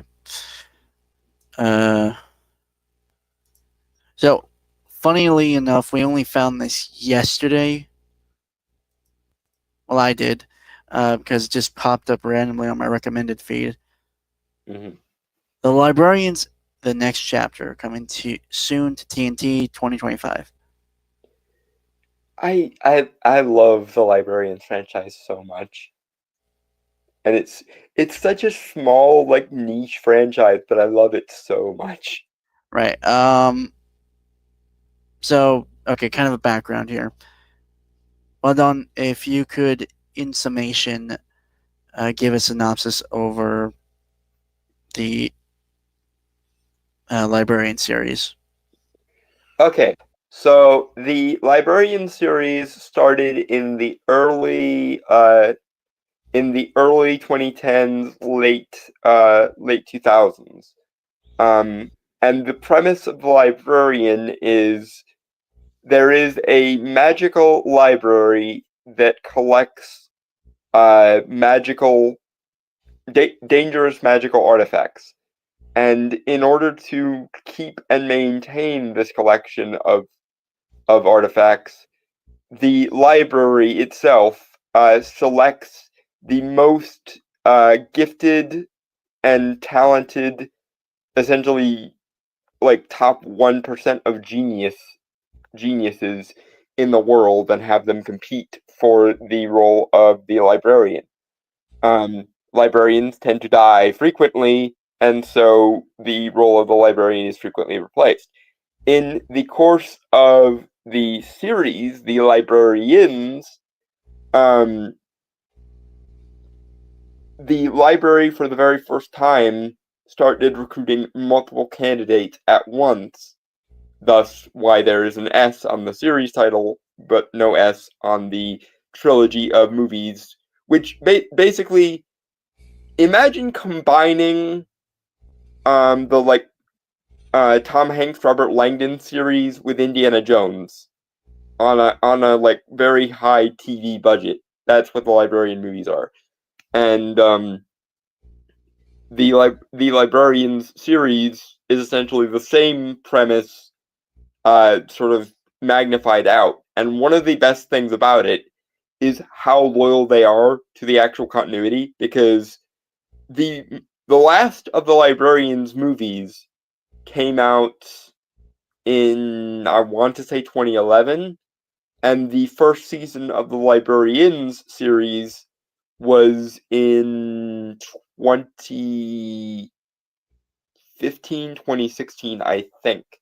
It ran for 4 seasons, I believe, and it ended by calling back to pretty much everything in the previous continuity, which is just like the Librarian series makes Marvel, the MCU, look like the DCEU, basically, at this point. And I hope that trend continues moving forward.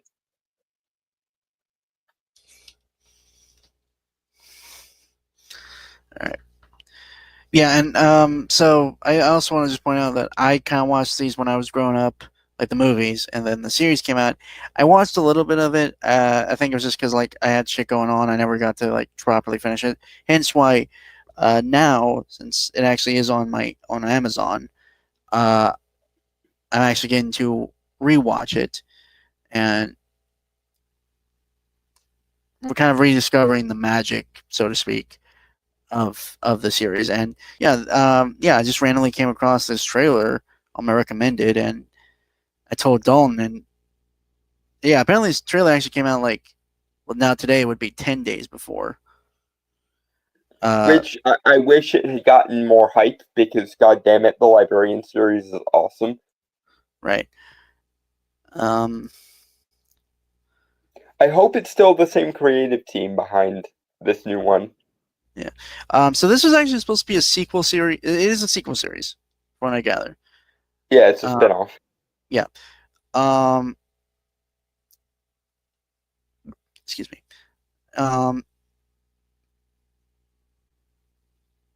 That was actually supposed to be on the CW, but the CW dropped it, and TNT got it back, and is going to be releasing it. And it's already been approved for a second season. Which I'm glad that TNT got the rights back, because Librarians is the franchise that TNT built, so having it be on another network would not have been a good sign. Yeah. I will tell you this, Don, because I just found it out today. You're going to be a little upset, mind you, but I am preparing myself. It is the first season is 12 episodes long. Bugger. Still not nearly as many series as a lot of shows are, so it could be worse, but... Well, to be fair, if I remember correctly, usually, specifically modern series, get the shorter seasons first. Like, the first season's kind of short, just to see how people will react to it, or some... So they also might be doing the thing where they split one season into two as a gesture of, hey, we're willing to devote 2 seasons to this while simultaneously only making 1 season's worth of episodes. Although, if I remember correctly, the original Librarian series usually wound up being about 12, 13 episodes. So it's not super different. The Librarians didn't come out long enough ago to have what for me is a normal episode count. So, all right. It could have been a lot worse. It could have been like 8 or 9 episodes, like Agatha was. So it could be worse. Right. I'm curious how many actors are willing to come back for this. I'm not gonna say anything yet. Anyway, shall we? Yep. Banana. Just because I can't think of. Oh wait, tree of knowledge is a key feature of the Librarians. So Apple. Yeah, I was gonna say Apple. Yeah, okay. Apple. Wherever there's an adventure to discover, a mystery to unravel, a threat to confront.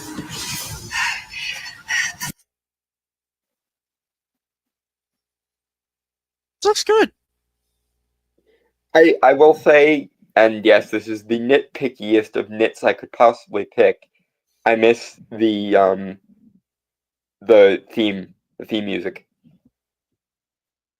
Are they using it? No, they're not. Do you not? It's been a while, okay, so give me some... Right, but I watched this trailer once already, and they don't do any nods to the theme yet. There might be a second trailer closer to when it actually premieres, and they might use the Librarian's theme there. But I do miss the theme music, because so much of what made the previous series good was the surprising loyalty to continuity they had. So I'm hoping that continues. But Apple. That's better. Or a relic to recover. They're here to save the world. I would not touch that if I were you. Why not? It'll kill you. Is there anything in here that doesn't end in certain death? Welcome to the library. Okay, who are you, and what have you done with Jenkins?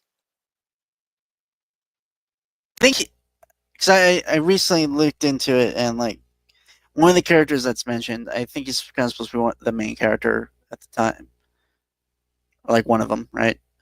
Mm-hmm. He is a former librarian from the past that got shot to the future.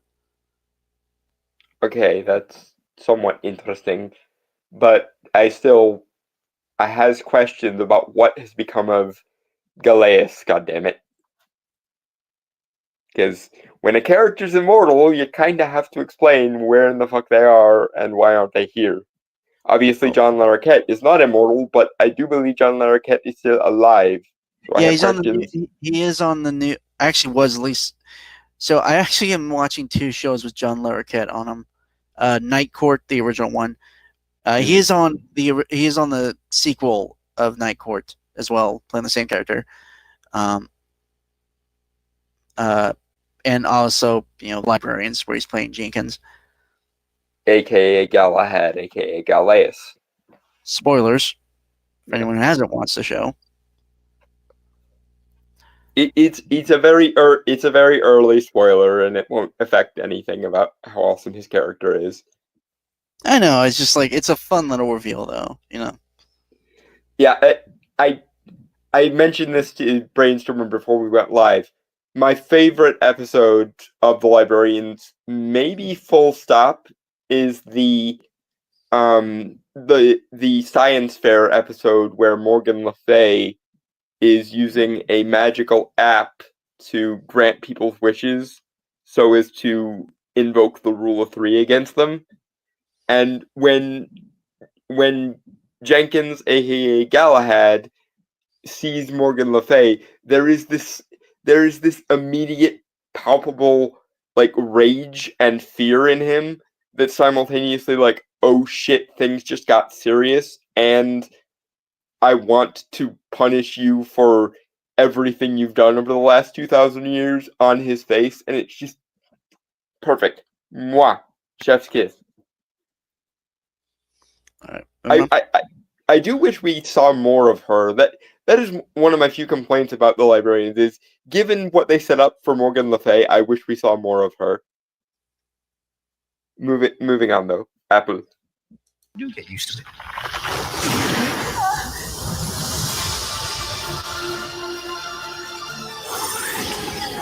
It's our job to save the world from magic. Piece of cake. I like your attitude. And there was Stone. Yeah. For those that don't know, each of the librarians in training, or lits as Flynn refers to them, only have about a third of the skills necessary for a proper librarian. And so, between the 3 main lits, I go back and forth as to whether I like Stone or Cassandra the best. I think Stone is the one I would like to have a beer with. Cassandra is the one who I would trust more to be a librarian if I had to choose only one of them. Ezekiel Jones, aka the world's best thief, becomes a better character later after things that I will not spoil, but until then, his existence does kind of annoy me, because he doesn't, like, between Stone and Cassandra, they both have much more claim to be a proper librarian than he does. And not until he goes through a bit of self-improvement in one of the episodes does he really qualify as a true librarian, in my opinion. But after... that's the end. I'm hoping there will be a longer trailer closer to the release date. Well, it does say it's coming out this year, so, and this just seems to be a trailer, So Right. So hopefully this will not be the last time we find ourselves making a trip to the library. I was just there last week. So my actual library. I know you meant your actual library, but there was still this very irrational part of my brain that went, if you ever actually went to the capital L library, I think if you actually got a chance to go to that and not bring me along, I think I would be quite cross with you. I don't think I'm But- smart enough. I don't think I'm smart enough to be a librarian. To be fair, On my better days, and this is probably me being arrogant, I think I could at least be librarian adjacent. Like I think I'd have in a world where the library was functioning properly and there could only be one proper librarian, I wouldn't qualify. But I think by the criteria of the lits, I might make it. Like I might be in the same general bracket as like Stone and Cassandra are. My biggest problem is I don't have the right mindset or temperament to be a librarian, because a librarian needs to believe that it's a good idea to lock magic up and keep it secret from and away from normal people. Whereas their main opposition group is the Serpent Brotherhood that wants to restore magic to the world for various reasons. And I would have a very hard time not siding with the Serpent Brotherhood because, while collecting magical artifacts is definitely in my purview, my self-insert character in the Lionheart universe literally does that as part of his gig. But if there was some force that was draining magic from the world, I'd have a hard time not siding with the Serpent Brotherhood that we need to like bring it back and make people more consciously aware of it. Because I don't do this whole magic can just be removed from the world and it could still function thing. In my opinion, as a practicing occultist with more than 18 years of experience, magic is just as fundamental a force of nature as the strong and weak nuclear forces or the electromagnetic forces or gravity is. You can't remove magic from the world and still have it function properly for exactly the same reason as you can't remove gravity from the world and still have it function properly. It's a fundamental force of reality, and therefore it Dalton. should be extant as much as possible. Yeah, I know I'm ranting. But yeah, that's why I wouldn't be a librarian most likely. It wouldn't necessarily even be a skill thing. It would just be Charlene and Judson would take one look at my magic is awesome and we should restore it, fuck yeah position, and would immediately be like, no, he's not, we can't trust him with the library at that point. so with that, folks, I want to say goodbye, adios, aloha, avidazai, sana, peace, cheers, and Watch the librarians. Until then, fuck off.